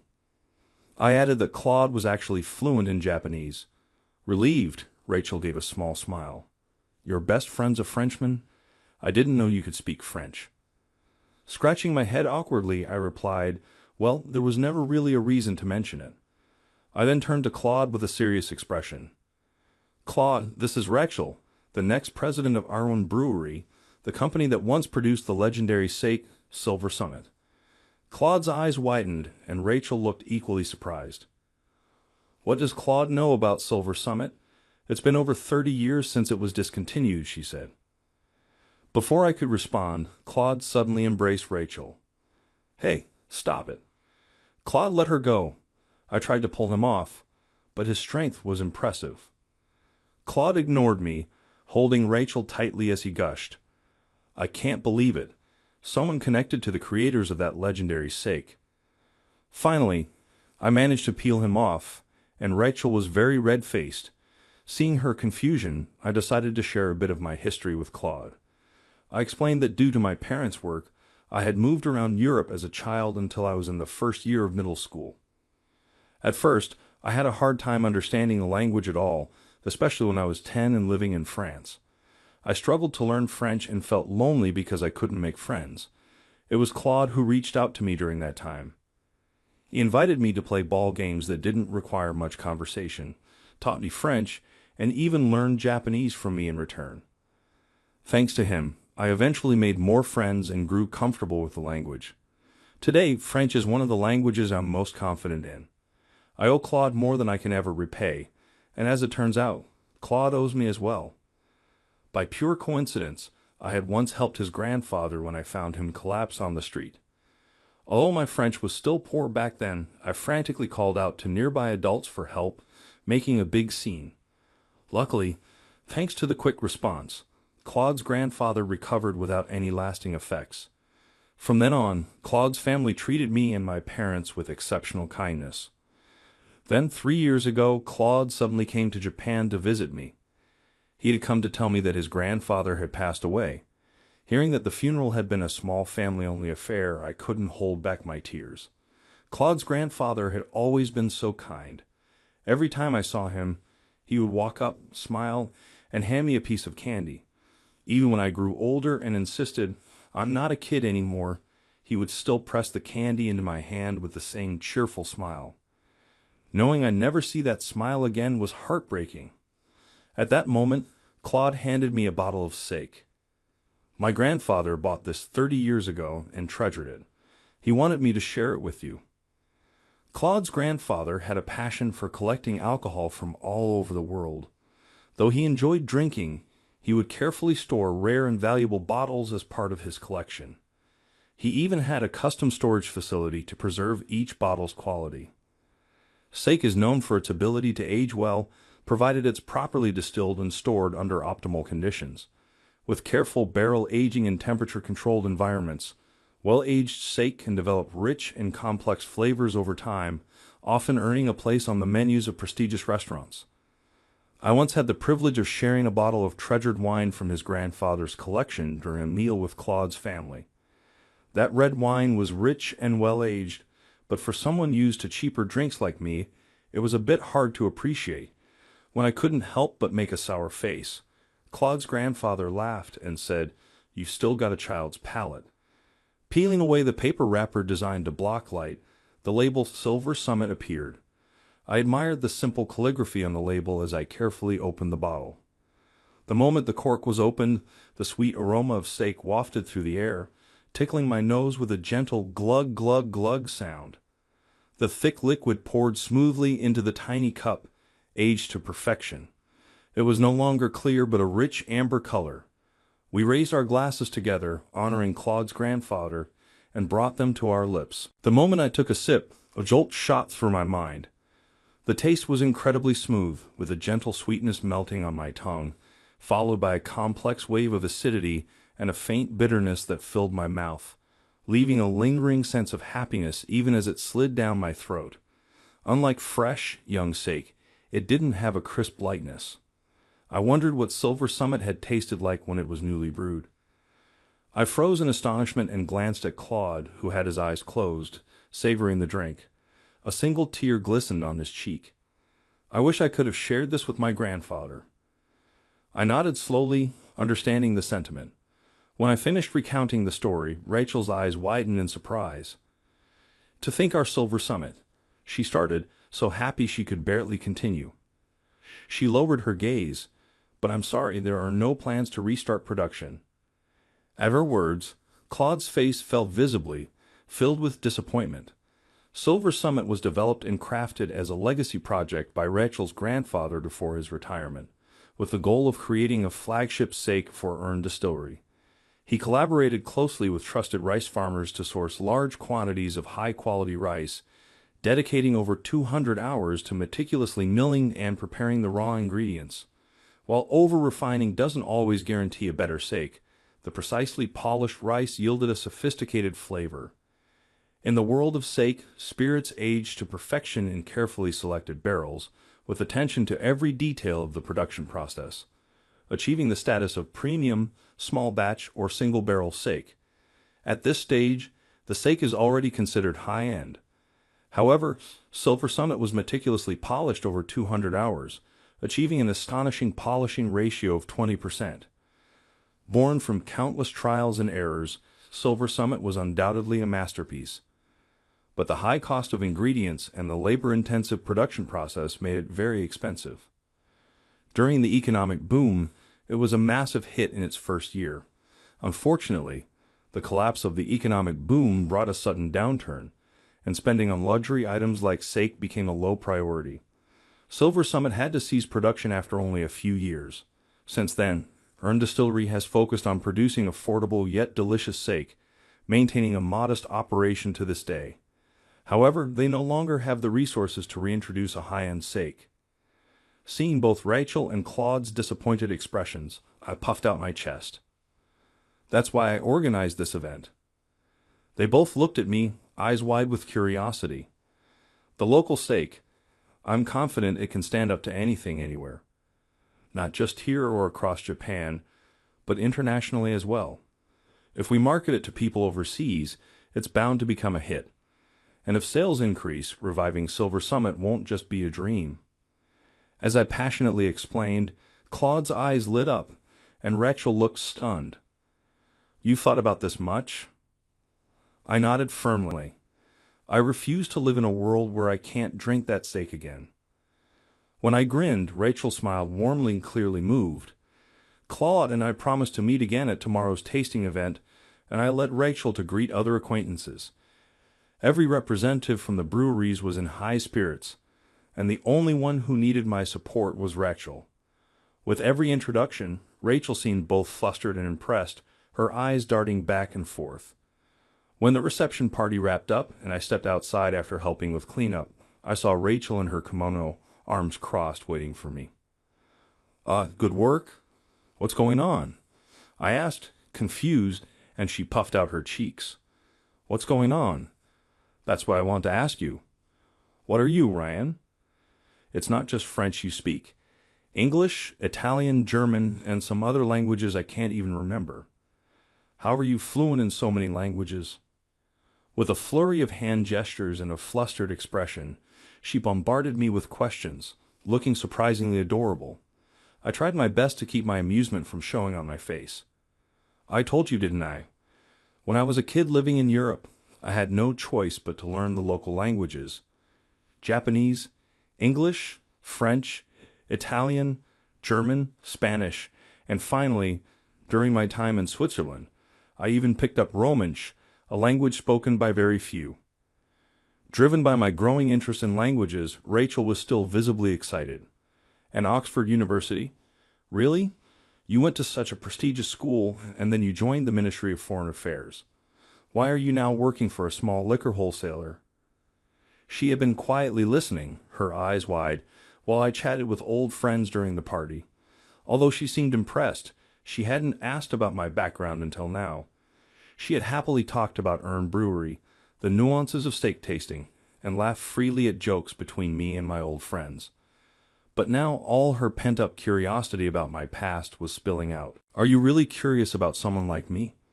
I asked, and Rachel nodded so quickly it was almost instant. Her reaction made me laugh again. "All right, it's getting late, and we have an early morning tomorrow.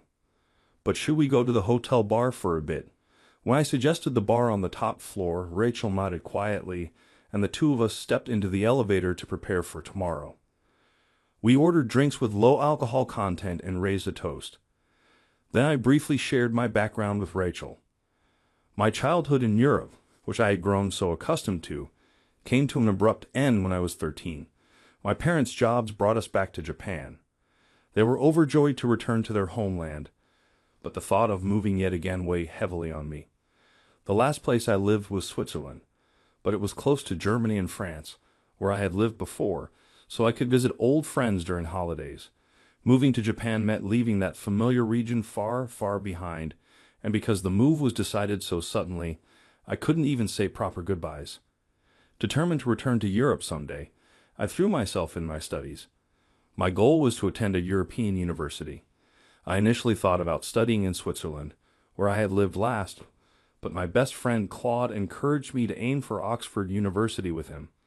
Claude was exceptionally intelligent, and the way he so casually suggested Oxford surprised me. But his suggestion lit a fire within me. I wanted to attend the same school as him. I wanted to experience the world-class education of one of the best universities in the world. I studied relentlessly and eventually secured admission to Oxford.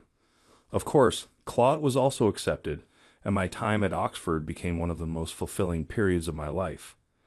I made many friends beyond Claude and landed a job at the Ministry of Foreign Affairs, which seemed like an ideal career. But after some time, doubts began to creep in. Was this really the right job for me? I couldn't shake the feeling that both my university choice and career had been decisions I made simply because they were recommended to me. While my time at university was undeniably one of the most valuable and fulfilling experiences of my life, choosing that path felt like the best decision I ever made. As for my career, I chose the Ministry of Foreign Affairs because I could speak 7 languages and wanted to work in a field that connects Japan with the rest of the world. However, in hindsight, it feels like I went along with what was recommended to me. Even though the work was meaningful and fulfilling on the surface, something felt off. That uneasiness lingered within me, smoldering quietly. Then Silver Summit shattered those doubts with a single sip. The moment I tasted it, I knew I wanted to work in a field that connects Japan with the rest of the world, but exactly how? I had struggled to answer that question for so long. When I tasted Silver Summit, the answer became clear. I wanted to share this steak with the world. So I left the Ministry of Foreign Affairs and joined my current liquor wholesaler. When I finished my story, Rachel's eyes were wide with astonishment. "The turning point in your life was my grandfather's alcohol," she asked, stunned, and I nodded quietly. I felt like it was the only thing I could do. Actually, I even reached out to Rand Brewery to see if they would hire me, but they turned me down, saying they didn't need more staff. As I said this, I glanced at Rachel. She had been the one to respond so apologetically to my inquiry, but it seemed she didn't remember. However, wait, could it be about 3 years ago? That guy in a suit who showed up out of nowhere asking for a job even though we weren't hiring? To my surprise, she remembered. "Well, yeah, of course I do. No one else ever showed up asking to be hired when there weren't even job postings." Her reply made me slump a little in embarrassment. "Yeah, makes sense.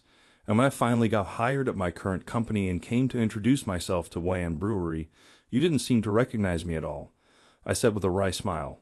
Rachel's face turned red. "Oh, I see. So that guy in the suit asking us to hire him was you, Ryan?" "Sorry, I didn't connect the dots."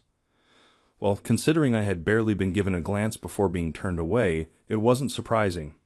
Even though I was completely overlooked back then, I've finally made it this far, I said, biting my lip. Although I managed to get involved in the sales of local steak, Every proposal to expand our market internationally was consistently and flatly rejected. No matter how much I emphasized the growing global interest in Japanese sake, the stubborn current president, Mr. Mason, dismissed it outright, insisting only Japanese can truly appreciate the taste of Japanese sake. He refused to even hear me out. So, I shifted my focus to the vice president, Mason's son. I pitched my ideas to him, shared my background, and highlighted the connections I had built during my time living in Europe, studying at Oxford University, and working for the Ministry of Foreign Affairs. Finally, I managed to secure approval for tomorrow's large-scale tasting event. It's all for the revival of Silver Summit. Honestly, it's completely personal. Of course, I also hope this will help bring attention to and elevate all the incredible, high-quality sake from our local distilleries. At its core, though, my main goal is to contribute to the comeback of Silver Summit. With sufficient funding and given the current global Japanese sake boom and rising domestic demand for quality spirits, I'm convinced this won't be a losing battle. Rachel swirled her cocktail glass gently. I'm happy knowing someone with such passion has been supporting our brewery all this time. Her lips, slightly flushed from the alcohol, moved in a way that was almost mesmerizing. Watching her made my heart race. Maybe that's why I was drawn to you, she murmured. Her words, abstract and fleeting, made my heart skip a beat. Rachel slowly looked at me, her gaze lingering for what felt like 5 full seconds. We stared at each other in silence. I broke it first. For Silver Summit, and to be honest, for you, Rachel, I've always been doing this for you. Rachel's eyes widened in shock. If tomorrow's event is a success, would you let me help bring Silver Summit back as your partner? Her lips trembled slightly. Do you mean? I scratched my head awkwardly. This is too roundabout, isn't it? Not very manly, Rachel. I like you. Will you go out with me? I blurted out my feelings directly, heart pounding. To be honest, I only did so because I thought I had a chance. Rachel's earlier murmur about being drawn to someone had given me the push I needed, convincing me she was talking about me. However, I'm sorry. I make it a rule not to develop romantic feelings for business partners. My jaw dropped in shock. What? But earlier you said you were drawn to me, I muttered pitifully. Rachel's face turned red. That's because I meant you're someone who naturally draws people in. You've been such a great support, even making someone like me, who's terrible at parties, want to participate. It's that kind of attraction. In other words, it wasn't romantic at all. I've been rejected in record time. I drained the rest of my drink in one gulp. I wanted to drown my sorrows in alcohol, but with tomorrow's event, I couldn't afford to get drunk. As I stared at my empty glass with a heavy heart, Rachel chuckled softly. But maybe I'll start seeing you that way from now on. Her unexpected words made me snap my head up to look at her. Rachel shyly covered her face with her hands. Don't stare at me like that. If I think about it too much, I might start feeling flustered inside. I did a triumphant fist pump, silently cheering. I wasn't ready to give up yet. A faint glimmer of hope flickered in the distance, keeping me moving forward. Then now, after more than 10 years, Rachel and I stood together in the brewery, surrounded by the staff, all holding their breath in anticipation. We poured the radiant liquid into our tiny cups, its brilliance catching the light, and exchanged a glance. When I gave her a silent nod, Rachel lifted the cup with both hands and brought it to her lips. She sipped, savored the taste, and swallowed slowly before her face melted into an expression of pure bliss. Seeing her reaction, I followed suit, bringing the cup to my lips. As the liquid flowed over my tongue, tears welled up and spilled over. The sake was incredibly smooth. A pleasant acidity greeted me first, followed by a rich, velvety sweetness that spread throughout my mouth, leaving a warm sense of happiness even as I swallowed. When Claude and I had tasted the aged Silver Summit years ago, the sweetness came first, followed by notes of acidity and bitterness. But this newly crafted Silver Summit introduced the acidity up front, evolving into a mellow sweetness that lingered. I had never tasted Silver Summit freshly brewed 30 years ago, but I was certain. This is Silver Summit. My heart trembled with emotion. We need to invite Claude, I said through my tears. Rachel nodded with a radiant smile. The day after my heartfelt confession had ended in rejection, the tasting event was a resounding success. Thanks to meticulous planning and widespread promotion, the hotel venue was packed with locals and tourists alike. Every brewery booth saw a steady stream of visitors, but Irwin Brewery's booth was especially crowded. Recently, Irwin Distillery had focused on producing affordable and accessible Japanese sake. However, for this event, they prepared a special new batch. While they couldn't craft a premium small batch sake due to time constraints in sourcing the ideal grains, they used their current flagship 60% mash bill. By adjusting the flavor profile, they created a smoother, more approachable sake with a clean finish, prioritizing balance over sweetness. This approach earned high praise. Through interpreters, I expressed our ambition to create something even greater, something that could earn the title of a legend. Dairy Brew. Many international buyers offered their cooperation, large orders were secured, and Irwin Brewery suddenly found itself bustling with activity. The one-sided tanks had to be reactivated, and with the ample funds now available, the brewery took its first steps toward reviving Silver Summit. I helped in every way I could. Around that time, I also managed to win Rachel's heart. When she embraced me and said, "I can't imagine life without you, Ryan," it was a moment of pure fulfillment. A year later, we were married. After more than a decade of effort, we finally succeeded in reviving Silver Summit. We had previously produced sake with a 20% polishing ratio, and though it was expensive, it sold out immediately. However, something felt incomplete. Rachel and I agreed not to call it Silver Summit. It was missing something. Even though I'd never tasted the original Silver Summit fresh, I couldn't help but wonder, would this sake, after 30 years, achieve that legendary flavor? Rachel had questioned why we couldn't just be satisfied with such a delicious brew. I almost gave in to her reasoning, but someone agreed with me. It was Rachel's grandfather. He had retired just a few years after Silver Summit's production had ceased. Through trial and error, he had developed and perfected the original Silver Summit and remembered its freshly brewed taste. Trusting both my instincts and his palate, I persevered. "This is Silver Summit," I said with a smile. When I smiled at her, Rachel nodded slowly. "Now I understand why you couldn't settle for anything less. This is on a completely different level. I wish Grandpa could taste it too." Her grandfather was currently hospitalized and prohibited from drinking alcohol. "Do you think knowing Silver Summit has been revived might give him some strength?" I asked. With my words, Rachel chuckled softly. "I think so. He might even try to escape the hospital to come celebrate. I hoped he would recover and live a long, healthy life. After all, sake truly is the elixir of life. I hoped those words would become a reality someday. Our kids, they're still in elementary school now, but I'd love for them to try this when they turn 20. I said, thinking about the future and imagining our children, who were probably hard at work in school at that moment. Yes, we'll have to make sure Silver Summit doesn't disappear after just a few years again. We need to sell it properly this time, Rachel declared, rolling up her sleeves with determination. We shared the newly completed Silver Summit with everyone at the brewery. Seeing their joyful, contented expressions filled both Rachel and me with happiness. I wanted as many people as possible to experience the profound sense of fulfillment that one cup of steak could bring.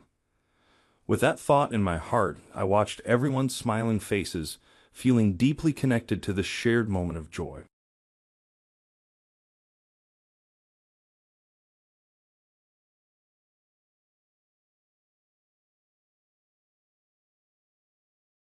Making such a simple error. What is your estimated length of service with the company? The documents I processed for a junior appeared to be mistaken for my own work by the manager. I grudgingly apologized in writing. I really apologize. In the future, I'll use greater caution. There won't be a next time. I ultimately submitted my resignation to the management that same day. I had no regrets, yet it was hard to leave a place I had at last claimed as my own. I could truly leave that person now. The manager and I ran into each other at a sushi restaurant a week after I quit. What a coincidence. Unaware of who was waiting in the private room, she was obviously in a good mood as she looked forward to the expensive sushi. She followed me down the hallway. Speaking of which, if you quit, why are you dressed in a suit? Yes, exactly. You're looking for a job, and other things. I had no intention of retaliating against the manager, but I smiled back at her resolutely for the sake of everyone. I've just been appointed as the new president. President? Ma'am, I'll be sure to handle things strictly as your superior from now on. I opened the private room's sliding door gently. I made an effort to smile politely in front of a sushi chef of the highest caliber. C. Turner is my name. Although I'm a regular person with no special skills, my father is the president of a big business, so he can afford to have well-known sushi chefs visit our house. Even after graduating from Harvard University and inheriting my father's intelligence, I failed elementary school admission examinations and was never able to catch up. At 39, I was still not even a senior employee at my father's company, where I worked. My brother was always given preference by my parents, who of course never acknowledged me. While enjoying an eel sushi, my father remarked nonchalantly, "At some point, you need to at least make senior staff, or should I just announce you're my son?" This was what he always did. He applied pressure behind the scenes, and I received preferential treatment from teachers when I was in school. I once purposefully gave an exam a wrong answer to see what would happen, and that test was the only one that didn't require a repeat. I've understood since I was a child that I'm not meant to be treated specially. Every time I received different treatment from other students, I felt miserable. In this regard, my current company was comfortable.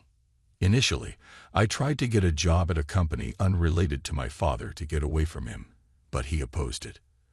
Under the condition that our relationship wouldn't be disclosed, I joined my current company. I went through the same interview process as everyone else, and no one knew I was the son of the parent company's president. For the first time, I felt like I had found a place where I belonged, a company that gave me a fair evaluation. "You're not cut out to be a chief." "I'm sorry, but could you please not disclose that we're related, Dad? I think it would cause trouble for you too."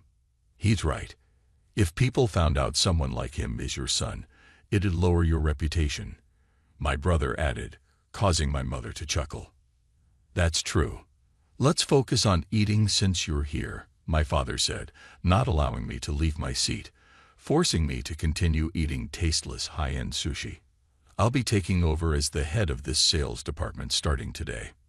My name is Diana Johnson. With me here, I assure you we can turn the performance around. Just make sure to follow my instructions." Today, a woman named Diana Johnson, about 10 years older than me, was assigned here from the New York headquarters. Our company primarily operates a supermarket and wholesales machinery for processing meat and other foods. Although a subsidiary, our company is large, with the New York headquarters, a branch in Chicago, and where I work, the equivalent of the Houston branch.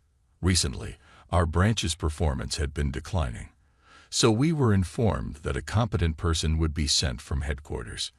I had hoped for someone decent, but the initial greetings from the new arrival stirred anxiety among everyone.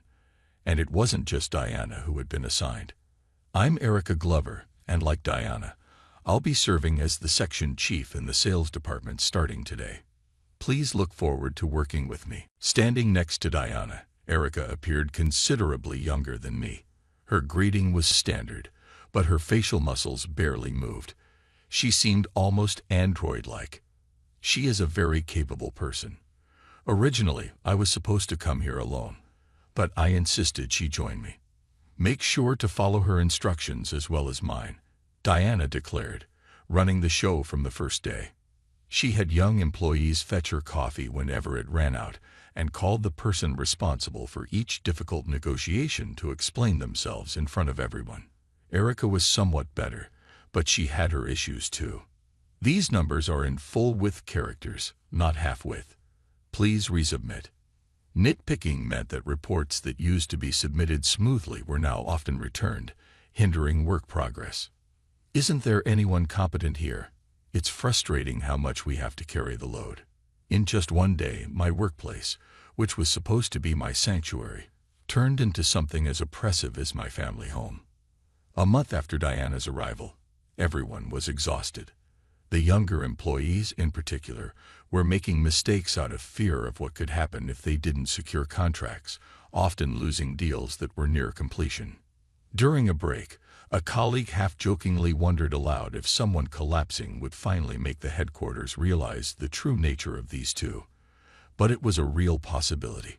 I decided to offer myself up. Diana, at this rate, someone might collapse. I understand the need to improve performance, but could you reconsider your approach? And what if they do collapse? Her question caught me off guard, and I was unable to respond. Sales numbers are everything. If someone collapses, it means they weren't cut out for this. Diana responded with a tone that seemed to imply anyone who wasn't as excellent as her father didn't matter. There are various types of people in the world, I continued. As a supervisor, it's your job to identify the best way to teach each individual and nurture them. If someone collapses, it means you have failed in your duty, making you the one who is not competent. I chose my words carefully, hoping they would provoke her.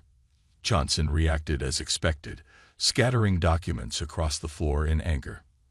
I was chosen for this position because I am competent. Those who are not should grovel and pick up these papers. I collected the papers while being looked down upon by her. I didn't feel humiliated, thanks to my upbringing. I thought I couldn't possibly refer to Erica as an android. She knelt beside me to help. I was completely unaware and surprised, letting out a strange noise. "I'll assist you," she said. "You are kind." See, hurry up and pick them up. Maybe Erica was inherently kind, and I regretted thinking of her as an android. I just need to check some of these documents. She immediately looked at me directly. "Your unnecessary remarks have wasted our time. Please reflect on this." Even Diana seemed taken aback, unable to sit down with the documents Erica handed her.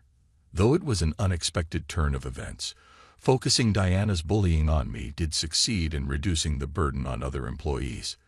Feeling relieved, a junior colleague approached me with a pale face. "What should I do?" he asked. Erica was right next to us, and though I hesitated, it seemed there was no time to move elsewhere, so I listened. "We've received a call saying the machine we delivered was wrong. I've also made a mistake in the estimate, so they're quite upset with me." I had anticipated that mistakes would be induced by Diana's management style. I tried to hand him an open can of coffee in consolation, but missed. "Did you just hang up? How angry were they? Please tell me more." Erica pressed him, and he looked like he was about to cry. "Please, let's leave it at that. I'll handle the rest." "No, this is what supervisors are for. I will take care of it." She quickly checked the client's information stored in the system and made a call. At first, there were shouts of anger, but gradually, they turned into laughter. "This should resolve the issue. We'll deliver what was originally supposed to be sent out sooner than usual, so please help. Scene, you're dismissed." The junior deeply bowed to her. Perhaps she wasn't a bad person after all, just different. I was relieved that the situation had been resolved, but the story didn't end there. When the documents were recreated with my name on them, Diana, mistaking me for the person in charge, called me in. Making such a basic mistake. Really? How long do you think you've been with the company? You're not a new employee. Erica might have intervened if she were here, but unfortunately, she was out apologizing to the client for the delivery mistake along with the junior. "I'm terribly sorry. I'll be more careful in the future. There won't be a next time." Johnson smirked and pointed to her computer. "There's a template for a resignation letter in the shared folder, in case you don't know how to write one." If I didn't try it, the junior would likely have been next without hesitation. I downloaded the resignation letter and submitted it to Johnson before the two returned. Leaving a place I had finally found was sad, but I had no regrets. Now I could truly get away from my father. I even thought I should have done this sooner. A week after resigning, thinking I wouldn't be found out so soon, I was called by my father. I might be told to work for him this time. With a heavy heart, I headed to the sushi restaurant run by the chef who had visited our house the other day. In the private room I was led to, there were my father and, surprisingly, Erica. "Why are you here?" Upon revealing her true identity, I was astonished. "That's the situation. I'm counting on you." Despite not being the type of conversation to have while eating, my father didn't stop eating his sushi. "You should start eating too, Scene. The noisy one will be here soon." "Ah. Can I go to the bathroom now?"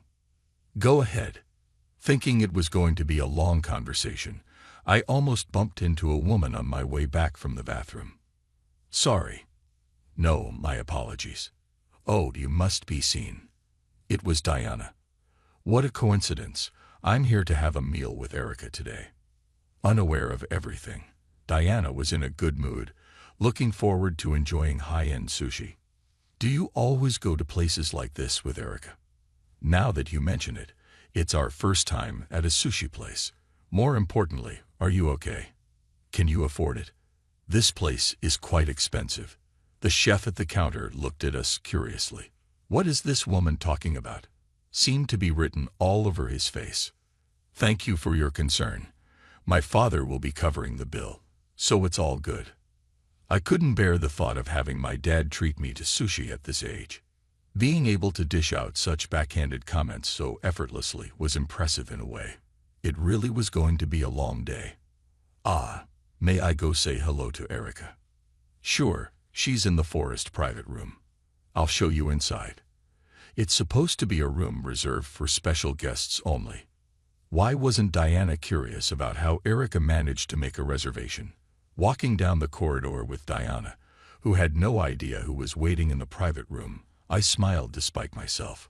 "By the way, why are you wearing a suit if you've quit your job?" "Oh, right. Your job hunting must be tough." I hadn't thought about getting back at her, but for everyone's sake, I faced her with a winning smile. "I've just been appointed as the new president, Diana. I've been under your care as a subordinate, but from now on, I'll be dealing with you strictly as your superior." As we talked, I slowly opened the sliding door to the private room. "Wow, what are you talking about? Have you become so unable to find a job that you've started living in a fantasy? It's not a delusion. You should really take a good look at the reality in front of you," Erica interjected, leaving Diana looking utterly baffled. Given that Diana had always favored her as a junior, her confusion was understandable. "The man standing next to me is the president of our parent company, and Sean here is his son. C is the president's son. That's impossible. And why would I lie about that? Do you think I have any reason to benefit from such a lie?" It was clear that deceiving people for pleasure wasn't in her nature. Diana seemed to come to the same conclusion and calm down. "By the way, this Erica is my father's secretary." "Erica is the secretary. What's going on?" I was just as confused as her when I heard the entire story. My father had grown suspicious when he learned that over 10 people had resigned from a subsidiary sales department in a single month without any clear reason or accountability, especially since Diana hadn't been demoted or transferred, despite the rumors reaching even the president of the parent company. To prevent any future trouble, he sent Erica to investigate. Being seconded from the parent company to a subsidiary and then being assigned to a Houston branch. Did I do something wrong? Erica, it turns out, was an excellent secretary, so much so that my father felt indebted to her. Finally, my father spoke up. "To think that you were dating the president of that company and had everything swept under the rug. In today's world, your treatment of your subordinates could easily become a scandalous article. It wouldn't be strange for it to affect our parent company. I was just trying to educate my subordinates for their own good." The idea of her claiming to educate anyone was unacceptable to me. Education. What you did was discard anyone you couldn't achieve the outcomes you envisioned. Don't ever use the word education again. "Well, you and your boyfriend will be demoted, so it's unlikely you'll have subordinates to manage." Anyway, she must have been really frustrated to be confronted so boldly by me, or perhaps thinking she was going to be demoted anyway. She didn't care anymore and revealed her true nature in front of the president of the parent company. Must be nice, being the president's son, getting special treatment.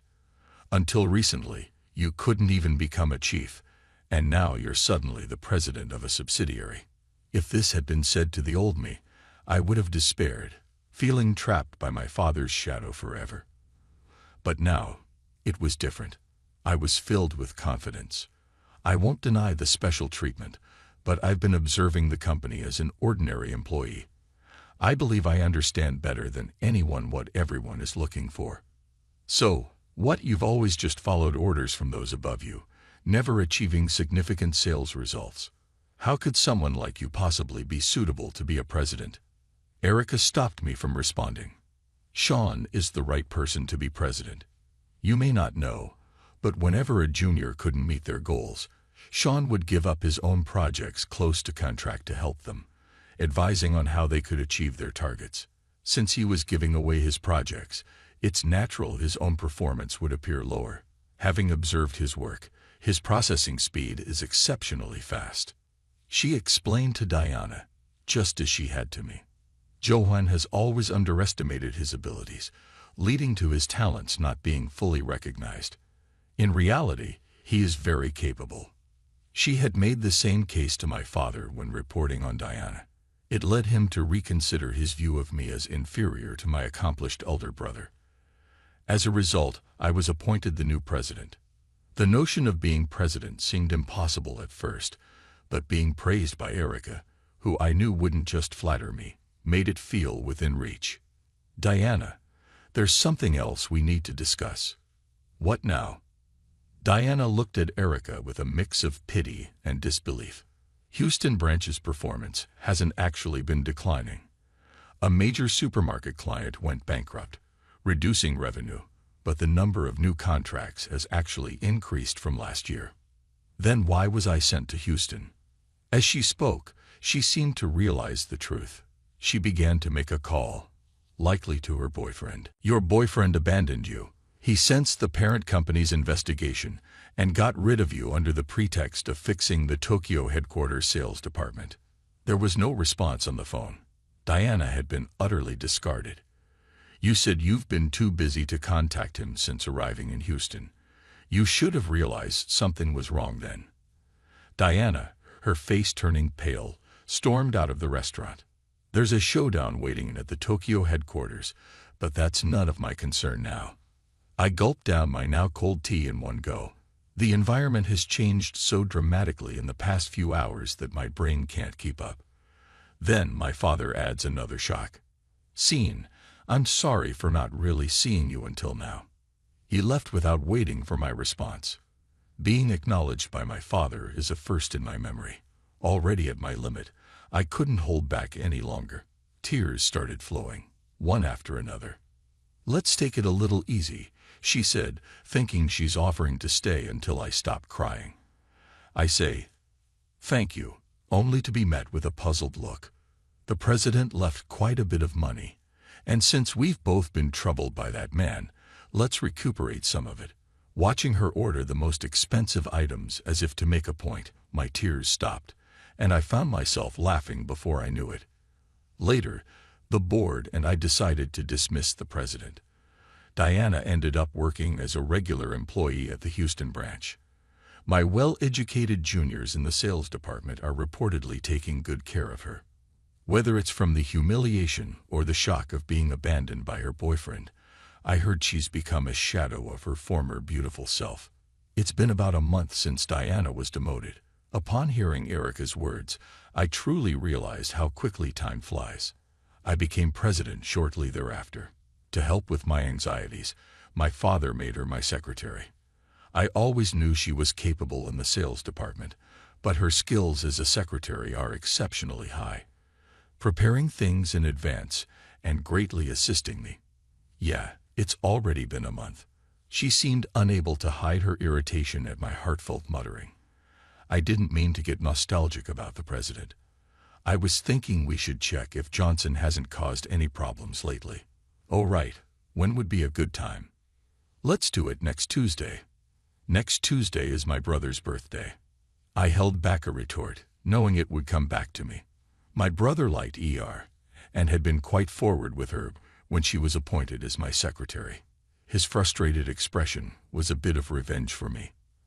As she and I spent time together, our relationship evolved.